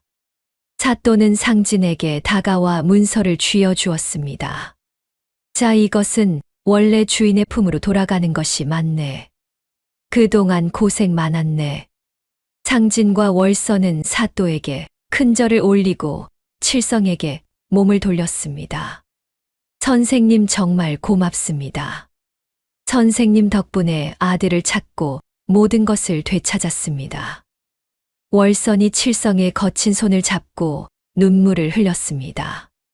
칠성은 빙그레 웃으며 고개를 저었습니다. 아닙니다. 할멈이 베푼 따뜻한 국밥 한 그릇이 하늘을 감동시킨 게지요. 모든 것은 사필 귀정 바른 곳으로 돌아오게 되어 있습니다. 어느덧 해가 뉘엿뉘엿 서산으로 넘어가고 있었습니다. 악인들이 사라진 고을에는 거짓말처럼 평온한 바람이 불어왔지요. 월서는 아들 상진의 팔을 꼭 끼고 생명의 은인인 칠성과 함께 집으로 향했습니다. 자, 집으로 가자꾸나. 가서 따뜻한 저녁밥을 지어 먹자. 세 사람의 그림자가 노을 진 길 위로 길게 늘어졌습니다. 그 뒷모습은 그 어느 때보다 평화롭고 든든해 보였습니다. 세월은 유수와 같아 어느덧 고성 땅에도 따스한 봄이 찾아왔습니다. 월선의 집 마당에는 노란 산수유가 흐드러지게 피었고 겨우내 얼었던 대지는 파릇파릇한 생명을 튀어내고 있었지요. 쩍쩍. 경쾌한 장작패는 소리가 담장을 넘었습니다. 불과 몇 달 전만 해도 송장이나 다름없던 상진이었습니다. 이제는 구릿빛 피부에 땀방울을 흘리며 힘차게 도끼질을 하고 있었지요. 죽음의 문턱에서 돌아온 아들을 보는 월선의 눈가에는 감사의 눈물이 마를 날이 없었습니다. 부엌에서는 구수한 냄새가 진동을 했습니다. 보글보글. 가마솥 뚜껑이 들썩이며 하얀 김을 뿜어냈습니다. 뽀얀 국물이 우러난 소고기 국밥이었습니다.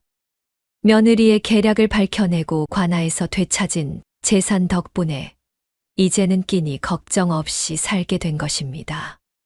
월서는 콧노래를 흥얼거리며 국자를 저었습니다. 상진아, 칠성아, 어서 와서 아침 들거라.